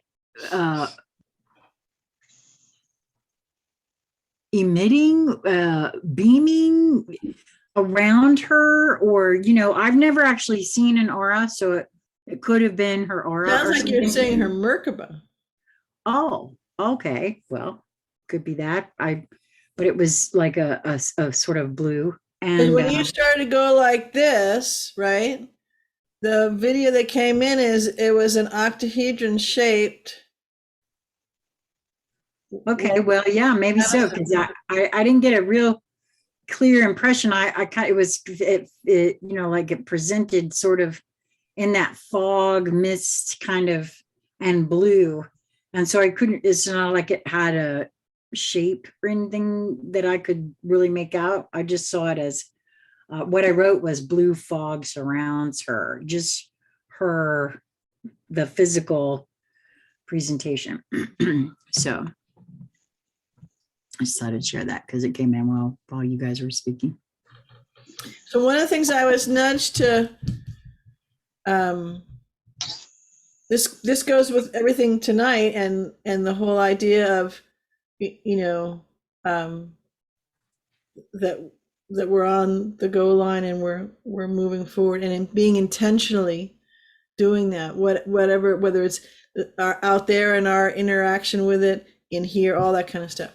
But so two things. The first one is that to remember that everything is connected, and however one holds that, just broaden your thought on that, right? So this and this are connected. You and this are connected, right? The beings in this, the three are connected, and then all, right? And then something seemingly not connected at all is connected, because that's how you can be the singularity and the unity, or all at the same time, because it's all connected. Holographic universe, you can keep going in different ways. So that's one. And the other thing that was the one that came through the strongest is that everything is metaphor, and the use of metaphor, especially if you're talking with your soul or your guides or other beings or however it is, where metaphor is the closest thing to light language that can penetrate our linear mapped mind. Does that make sense? Yeah. Because because it's metaphor, and it's like, okay, does that mean this? Does it mean it's kind of pulling us off our want to just slot or linearize something. So if I do this, I'll get this. What exactly am I doing here to get exactly right? So, but if there's metaphor, it gives us a 360 this way from a linear perspective, but it's also in a toroidal way and an energy and materialized form. So a pre-matter template and a materialized template at the same time. I'm not all understanding all of what I'm saying here, but I'm just going to go with it because it's flooding. It's flooding in fast. Recognize the vibe, girl. Totally recognize. It's flooding in fast. So, with knowing that everything is metaphor,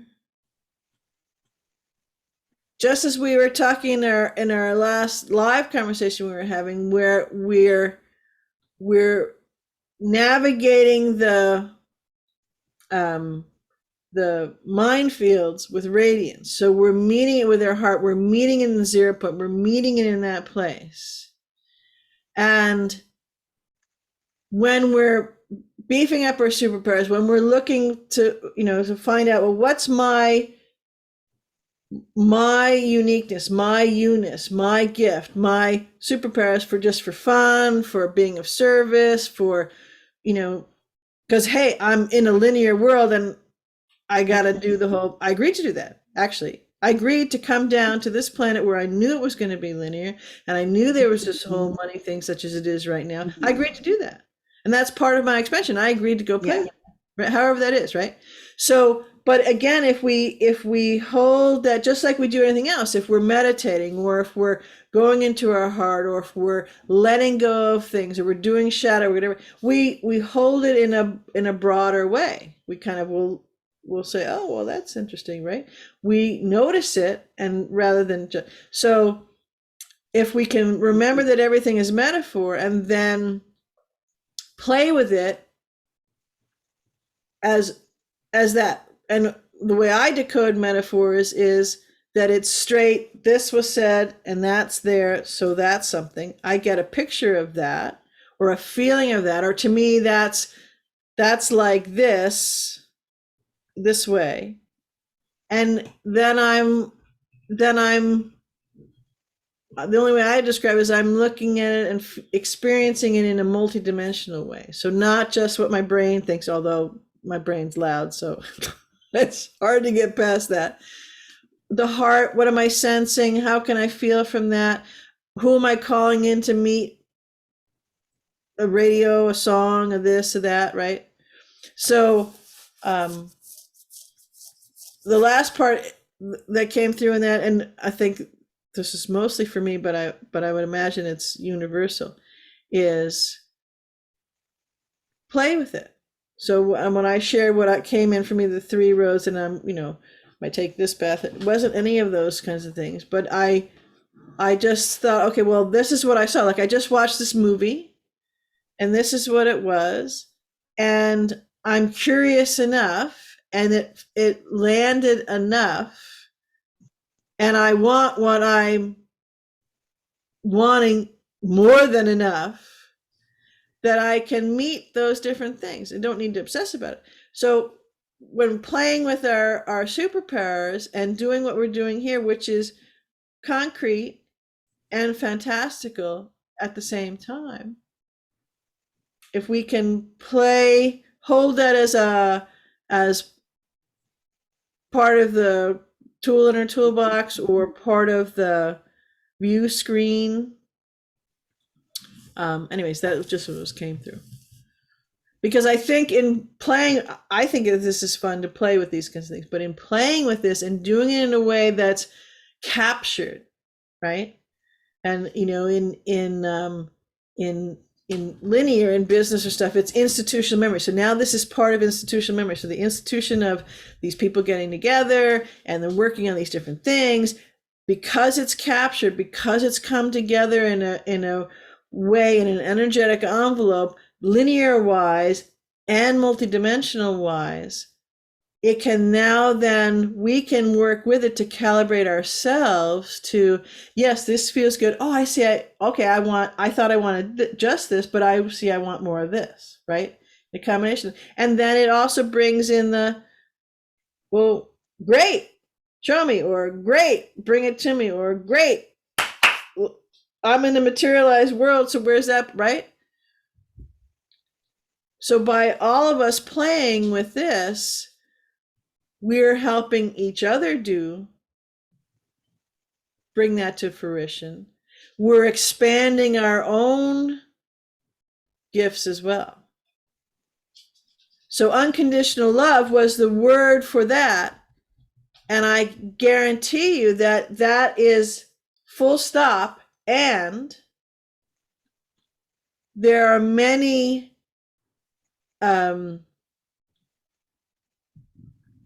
many facets of that that can then be given out in different ways, that can be in a multidimensional sense, absolutely. But since, hey, we're on the planet and materialize, it can do that as well, just like every other thing as well. So the big, you may dive into that and find that means, or shows up as, or is wielded. It's unconditional love. That is the inclusive envelope. And it shows up this way. There's a lot of this ways, right? Does that make sense? Yeah. Well, yeah. Let me just share with you what I think I heard you say, because I do that, and so I can make sure I understood. What I'm equating what you're saying here to with my own situation, right? With it's almost as though I can feel, because I still hear the music. It's like she's waiting for me, right? She's waiting for me right now to actually hurry up with what we're doing here, so I can get to what you know what I mean. This is the way it feels, sort of. And what I heard you say is that this is something now, like in your case, is that you want to look further, right? Play with, right, for yourself. So this is what I'm apparently that is going to be happening as soon as we're finished here. I'm getting the feeling that there's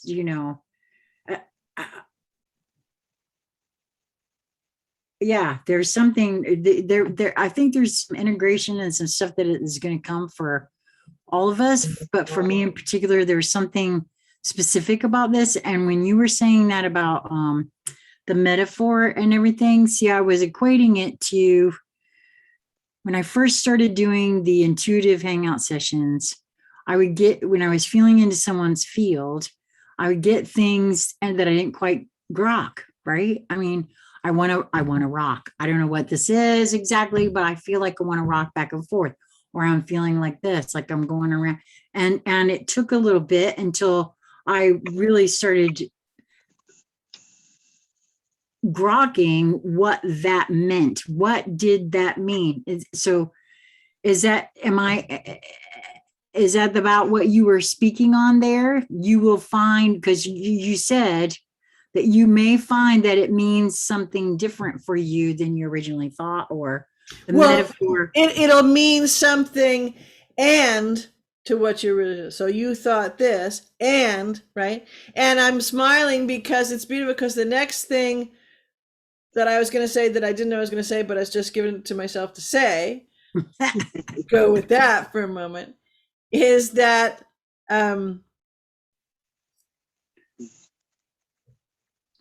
so we hear this thing, Sheila puts it out there about tonight.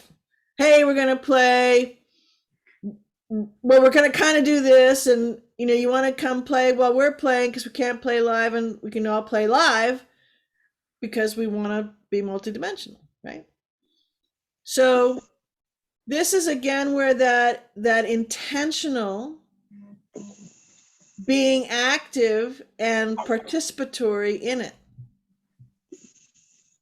So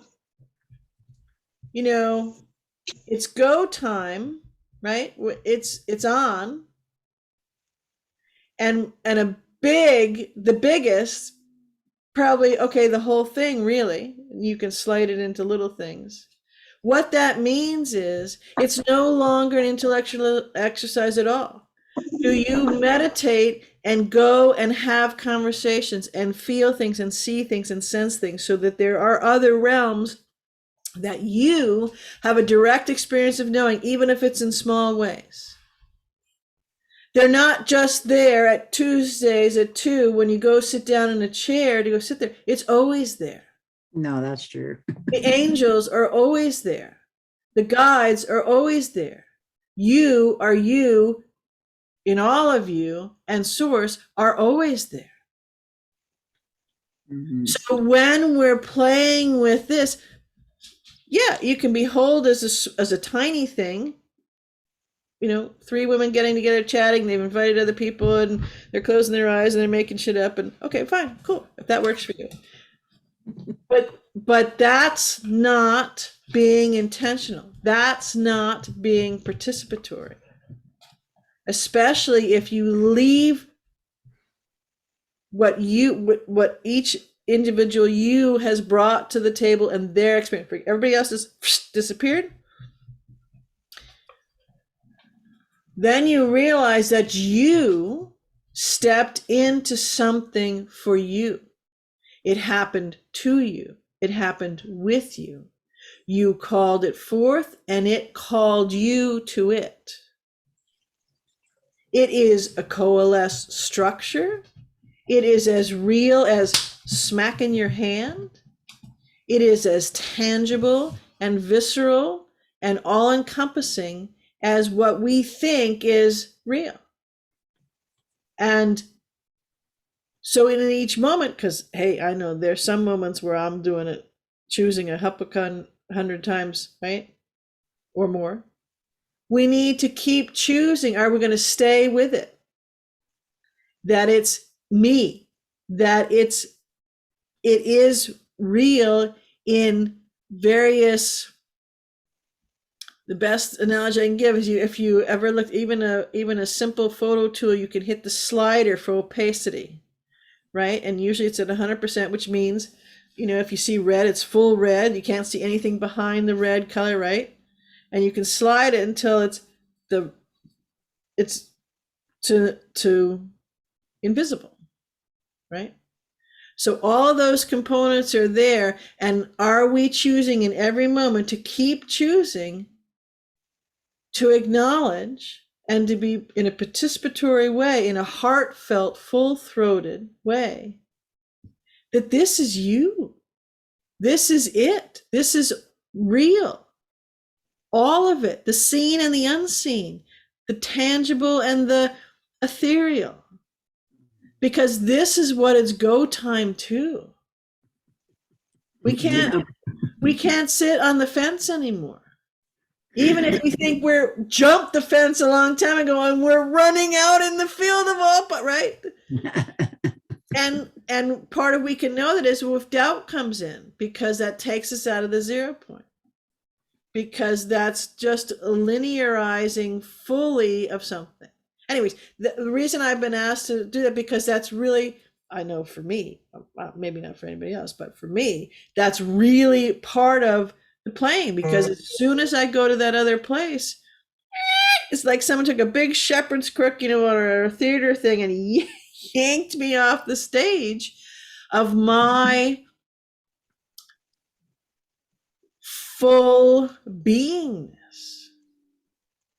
And I take it's go time, the feeling of it, the knowing of it, the tangible and purely ethericness of it, and the power, the majesty and the power of it very seriously. very much to heart, in a heart that's galaxies and beyond wide.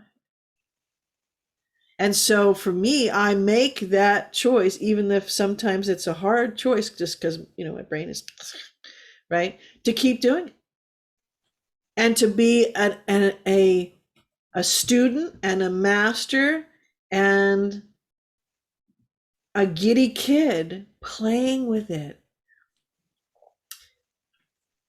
a million times a day.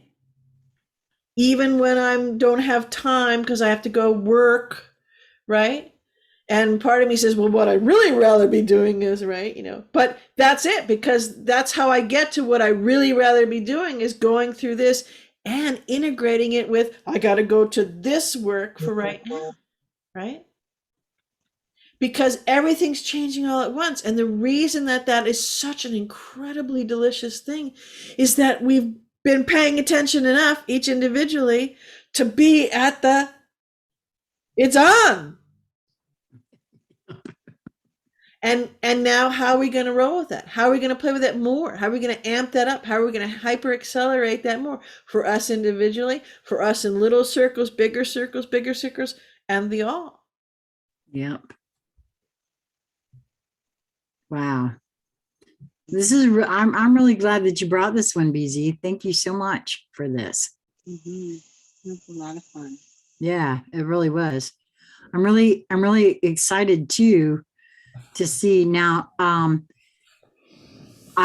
sure that we'll hear from others who have participated, and we will at least in some cases, what I said in the live that I did on Facebook, so you're both aware, is that we would, I'm asking them to, let me know that they participated. And then if they're too shy and they don't want to actually come and have a conversation with us, then, hopefully by then we can do it live, and, they could be in the audience. But I know for a fact that Crystal will come and chat with us. And I'm sure there's at least one or two other beings that are participating that I can actually feel participating. And so I think we'll probably be doing that pretty soon. Of course, coordinating with everybody's schedules. What I'd love to do too, part of in that, I mean, live is great, although I was just about to start going live, and after what I discovered last night with YouTube and Zoom, that is not going to happen. Luckily for you, I've already made the error of agreeing, blowing past the terms and conditions and just agreeing. Right. And so I've already done that. So you can just go live on Conscious Conversations Central. You might as well. That way it won't endanger your channel anyway. But as we're talking about, it's beyond that. But what another way to do it is to have a Zoom that we're live within the Zoom, and then we post it.